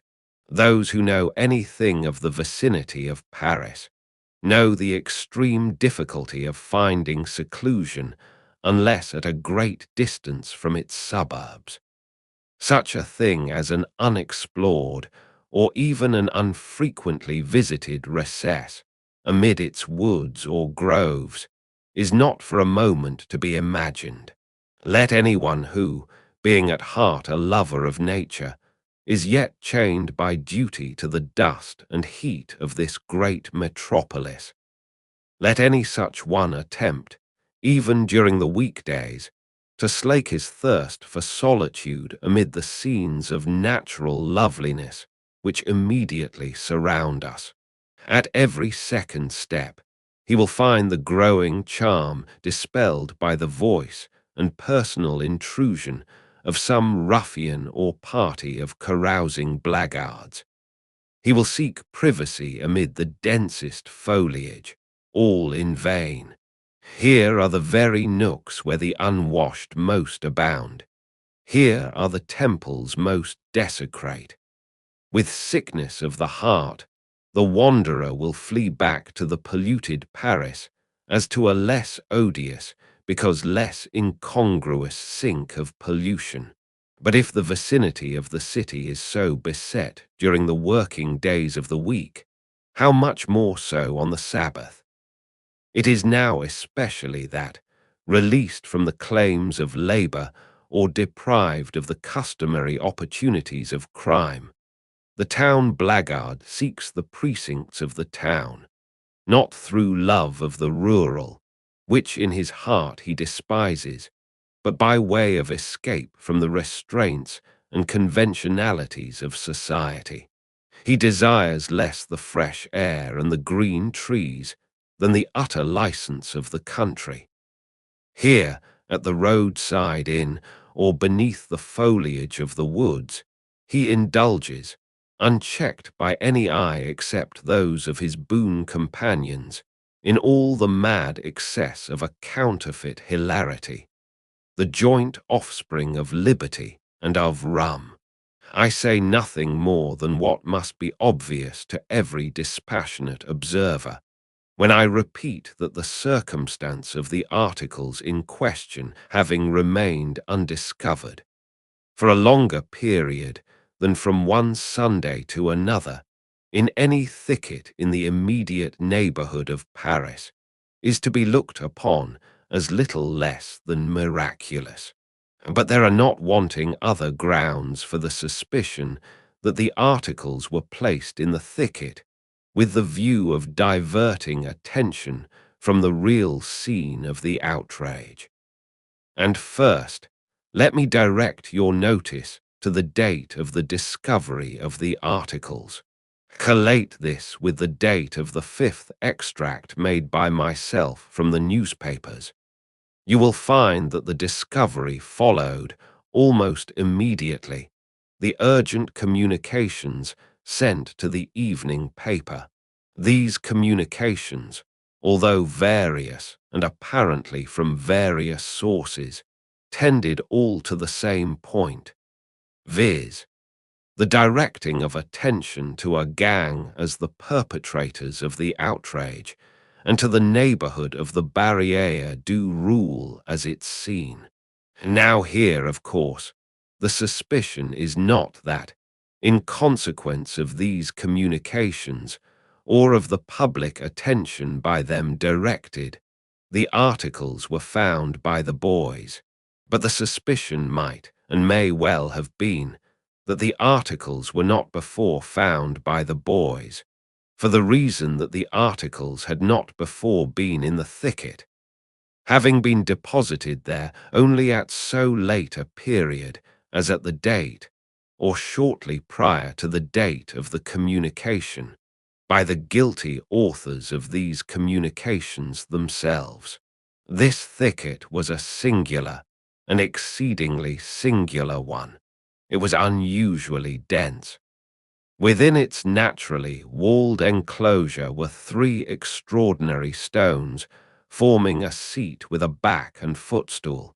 And this thicket, so full of a natural art, was in the immediate vicinity, within a few rods, of the dwelling of Madame de Luc, whose boys were in the habit of closely examining the shrubberies about them in search of the bark of the sassafras. Would it be a rash wager, a wager of 1,000 to 1, that a day never passed over the heads of these boys without finding at least one of them ensconced in the umbrageous hall and enthroned upon its natural throne? Those who would hesitate at such a wager have either never been boys themselves or have forgotten the boyish nature. I repeat, it is exceedingly hard to comprehend how the articles could have remained in this thicket undiscovered for a longer period than 1 or 2 days, and that thus there is good ground for suspicion, in spite of the dogmatic ignorance of Le Soleil, that they were, at a comparatively late date, deposited where found. But there are still other and stronger reasons for believing them so deposited than any which I have as yet urged. And now let me beg your notice to the highly artificial arrangement of the articles. On the upper stone lay a white petticoat, on the second a silk scarf. Scattered around were a parasol, gloves, and a pocket handkerchief bearing the name Marie Roget. Here is just such an arrangement as would naturally be made by a not over-acute person wishing to dispose the articles naturally, but it is by no means a really natural arrangement. I should rather have looked to see the things all lying on the ground and trampled underfoot. In the narrow limits of that bower, it would have been scarcely possible that the petticoat and scarf should have retained a position upon the stones, when subjected to the brushing to and fro of many struggling persons. There was evidence, it is said, of a struggle, and the earth was trampled, the bushes were broken, but the petticoat and the scarf are found deposited as if upon shelves. The pieces of the frock torn out by the bushes were about 3 inches wide and 6 inches long. One part was the hem of the frock, and it had been mended. They looked like strips torn off.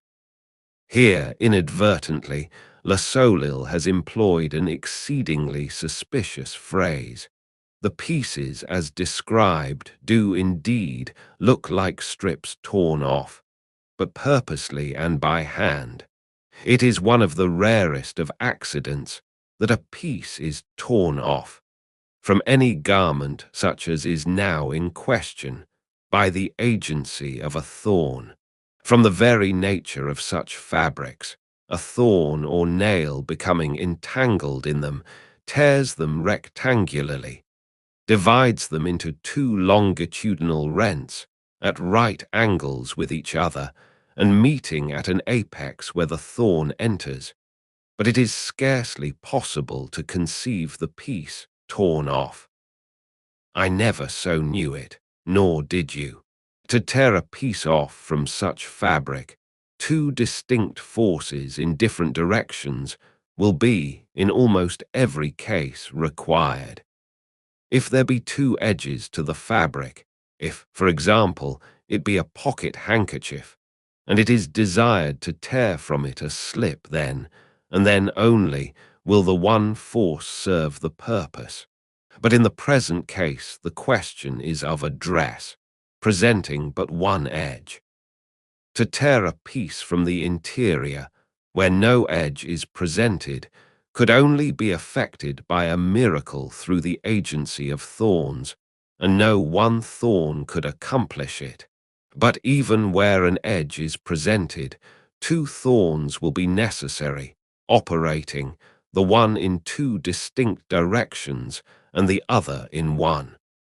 And this in the supposition that the edge is unhemmed. If hemmed, the matter is nearly out of the question. We thus see the numerous and great obstacles in the way of pieces being torn off through the simple agency of thorns. Yet we are required to believe not only that one piece, but that many have been so torn. And one part, too, was the hem of the frock. Another piece was part of the skirt, not the hem. That is to say, was torn completely out through the agency of thorns, from the uncaged interior of the dress. These, I say, are things which one may well be pardoned for disbelieving. Yet, taken collectedly, they form, perhaps, less of reasonable ground for suspicion than the one startling circumstance of the articles having been left in this thicket at all, by any murderers who had enough precaution to think of removing the corpse. You will not have apprehended me rightly, however, if you suppose it my design to deny this thicket as the scene of the outrage. There might have been a wrong here, or, more possibly, an accident at Madame Deluxe. But in fact, this is a point of minor importance. We are not engaged in an attempt to discover the scene, but to produce the perpetrators of the murder. What I have adduced, notwithstanding the minuteness with which I have adduced it, has been with the view, first, to show the folly of the positive and headlong assertions of Le Soleil, but secondly and chiefly, to bring you, by the most natural route, to a further contemplation of the doubt whether this assassination has, or has not, been the work of a gang. We will resume this question by mere allusion to the revolting details of the surgeon examined at the inquest. It is only necessary to say that his published inferences, in regard to the number of ruffians, have been properly ridiculed as unjust and totally baseless by all the reputable anatomists of Paris. Not that the matter might not have been as inferred, but that there was no ground for the inference. Was there not much for another?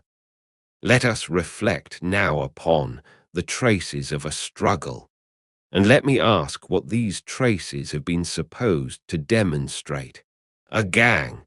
But do they not rather demonstrate the absence of a gang? What struggle could have taken place?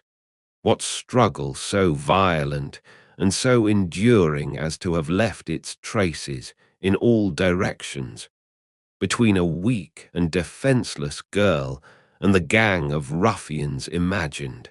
The silent grasp of a few rough arms, and all would have been over. The victim must have been absolutely passive at their will. You will here bear in mind that the arguments urged against the thicket as the scene are applicable in chief part only against it as the scene of an outrage committed by more than a single individual. If we imagine but one violator, we can conceive, and thus only conceive, the struggle of so violent and so obstinate a nature as to have left the traces apparent. And again, I have already mentioned the suspicion to be excited by the fact that the articles in question were suffered to remain at all in the thicket where discovered. It seems almost impossible that these evidences of guilt should have been accidentally left where found. There was sufficient presence of mind, It is supposed to remove the corpse, and yet a more positive evidence than the corpse itself, whose features might have been quickly obliterated by decay, is allowed to lie conspicuously in the scene of the outrage. I allude to the handkerchief with the name of the deceased. If this was accident, it was not the accident of a gang. We can imagine it only the accident of an individual.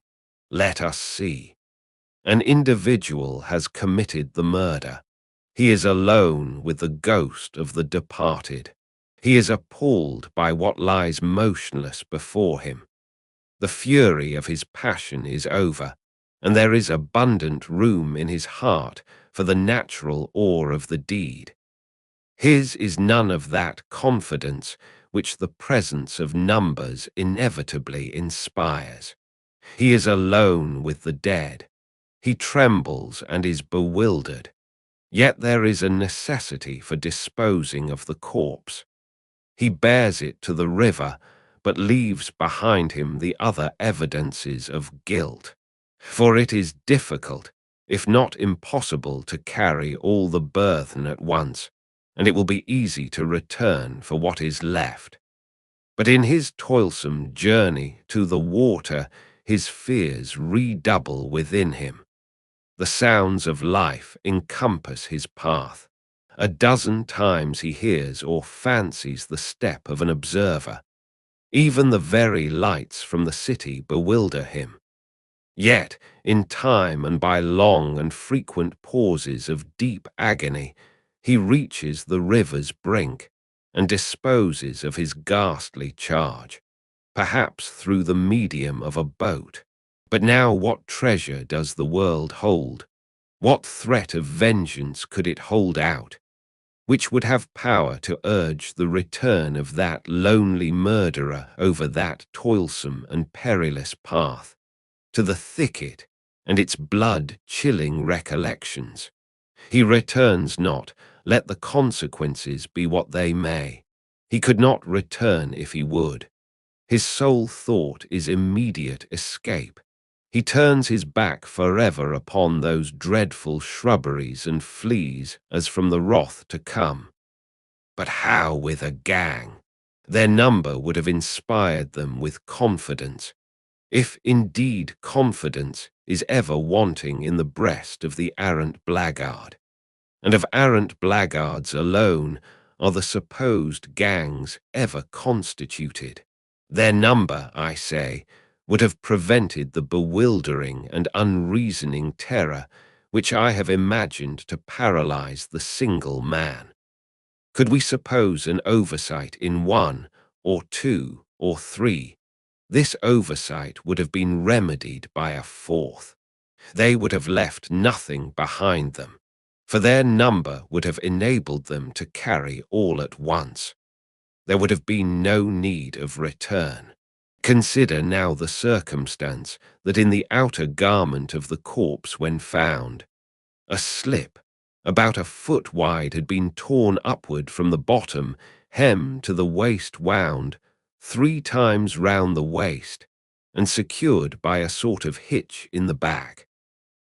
This was done with the obvious design of affording a handle by which to carry the body. But would any number of men have dreamed of resorting to such an expedient? To 3 or 4, the limbs of the corpse would have afforded not only a sufficient, but the best possible hold. The device is that of a single individual, and this brings us to the fact that, between the thicket and the river, the rails of the fences were found taken down, and the ground bore evident traces of some heavy burden having been dragged along it. But would a number of men have put themselves to the superfluous trouble of taking down a fence, for the purpose of dragging through it a corpse which they might have lifted over any fence in an instant? Would a number of men have so dragged a corpse at all as to have left evident traces of the dragging? And here we must refer to an observation of Le Commercial, an observation upon which I have already, in some measure, commented. "A piece," says this journal, "of one of the unfortunate girl's petticoats was torn out and tied under her chin, and around the back of her head, probably to prevent screams. This was done by fellows who had no pocket handkerchiefs. I have before suggested that a genuine blackguard is never without a pocket handkerchief, but it is not to this fact that I now especially advert, that it was not through want of a handkerchief for the purpose imagined by Le Commercial that this bandage was employed, is rendered apparent by the handkerchief left in the thicket, and that the object was not to prevent screams appears also from the bandage having been employed in preference to what would so much better have answered the purpose. But the language of the evidence speaks of the strip in question as found around the neck, fitting loosely and secured with a hard knot. These words are sufficiently vague, but differ materially from those of Le Commercial.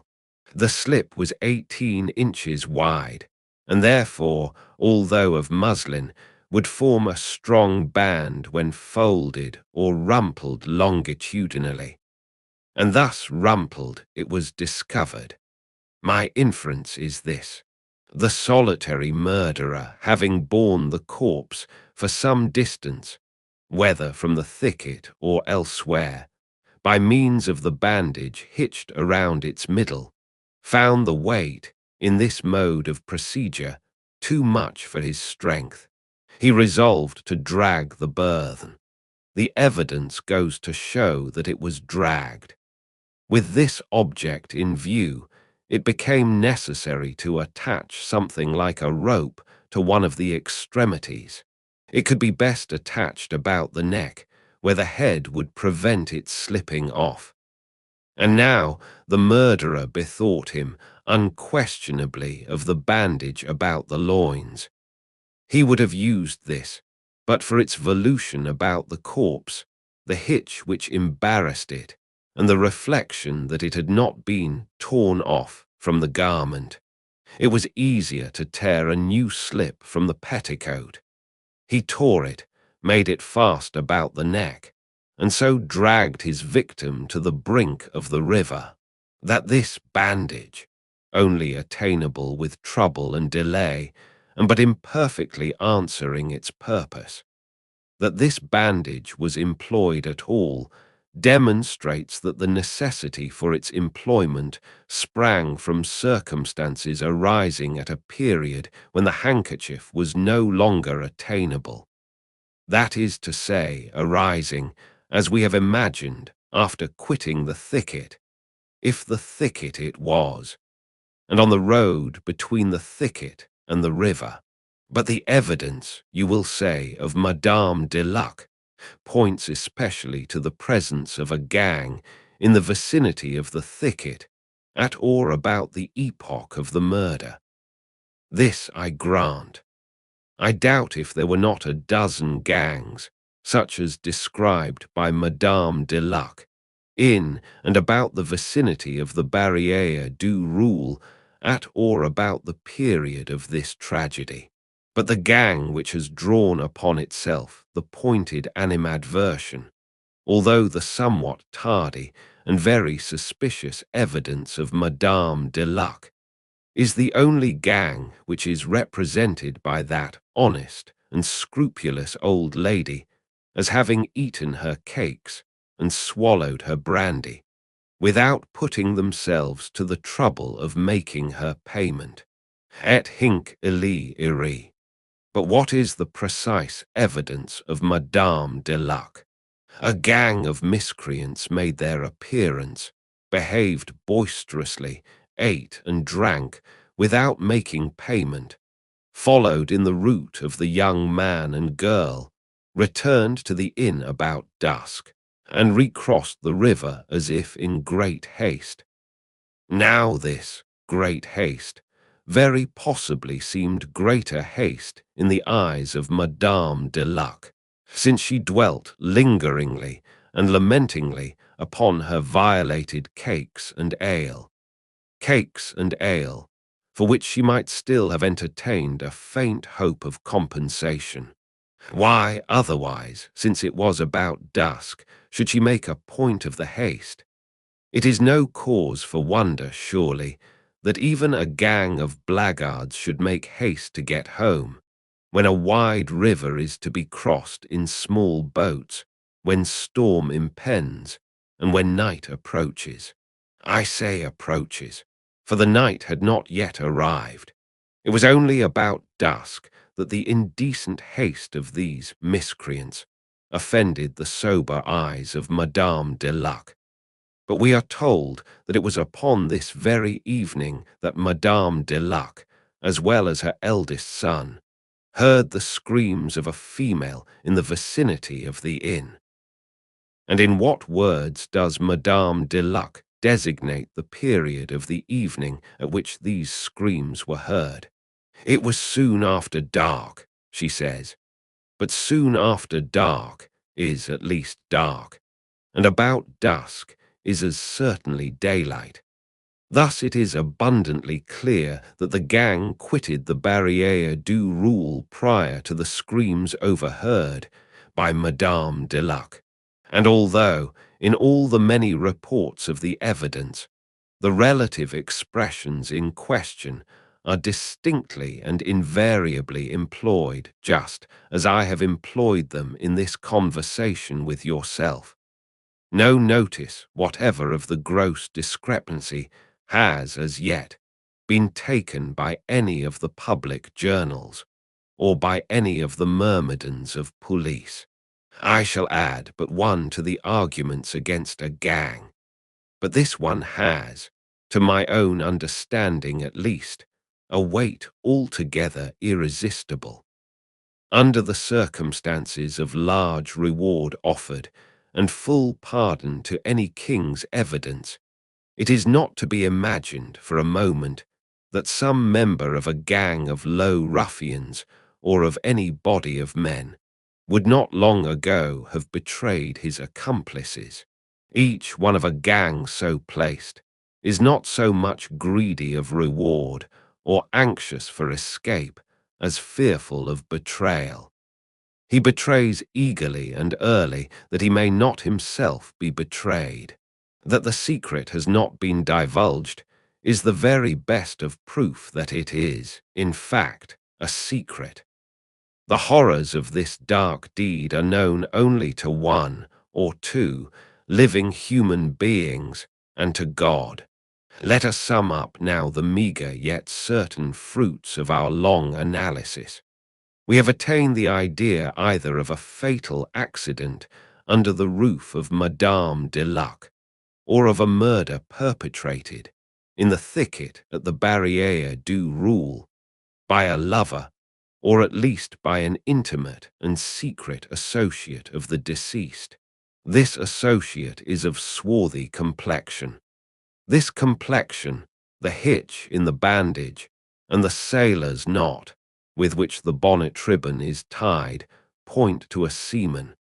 His companionship with the deceased, a gay but not an abject young girl, designates him as above the grade of the common sailor. Here the well-written and urgent communications to the journals are much in the way of corroboration. The circumstance of the first elopement, as mentioned by Le Mercury, tends to blend the idea of this seaman with that of the naval officer, who is first known to have led the unfortunate into crime. And here, most fitly, comes the consideration of the continued absence of him of the dark complexion. Let me pause to observe that the complexion of this man is dark and swarthy. It was no common swarthiness which constituted the sole point of remembrance, both as regards Valence and Madame de Luc. But why is this man absent? Was he murdered by the gang? If so, why are there only traces of the assassinated girl? The scene of the two outrages will naturally be supposed identical. And where is his corpse? The assassins would most probably have disposed of both in the same way. But it may be said that this man lives and is deterred from making himself known through dread of being charged with the murder. This consideration might be supposed to operate upon him now, at this late period, since it has been given in evidence that he was seen with Marie, but it would have had no force at the period of the deed. The first impulse of an innocent man would have been to announce the outrage and to aid in identifying the ruffians. This policy would have suggested he had been seen with the girl. He had crossed the river with her in an open ferry boat. The denouncing of the assassins would have appeared, even to an idiot, the surest and sole means of relieving himself from suspicion. We cannot suppose him, on the night of the fatal Sunday, both innocent himself and incognizant of an outrage committed. Yet only under such circumstances is it possible to imagine that he would have failed, if alive, in the denouncement of the assassins. And what means are ours of attaining the truth? We shall find these means multiplying and gathering distinctness as we proceed.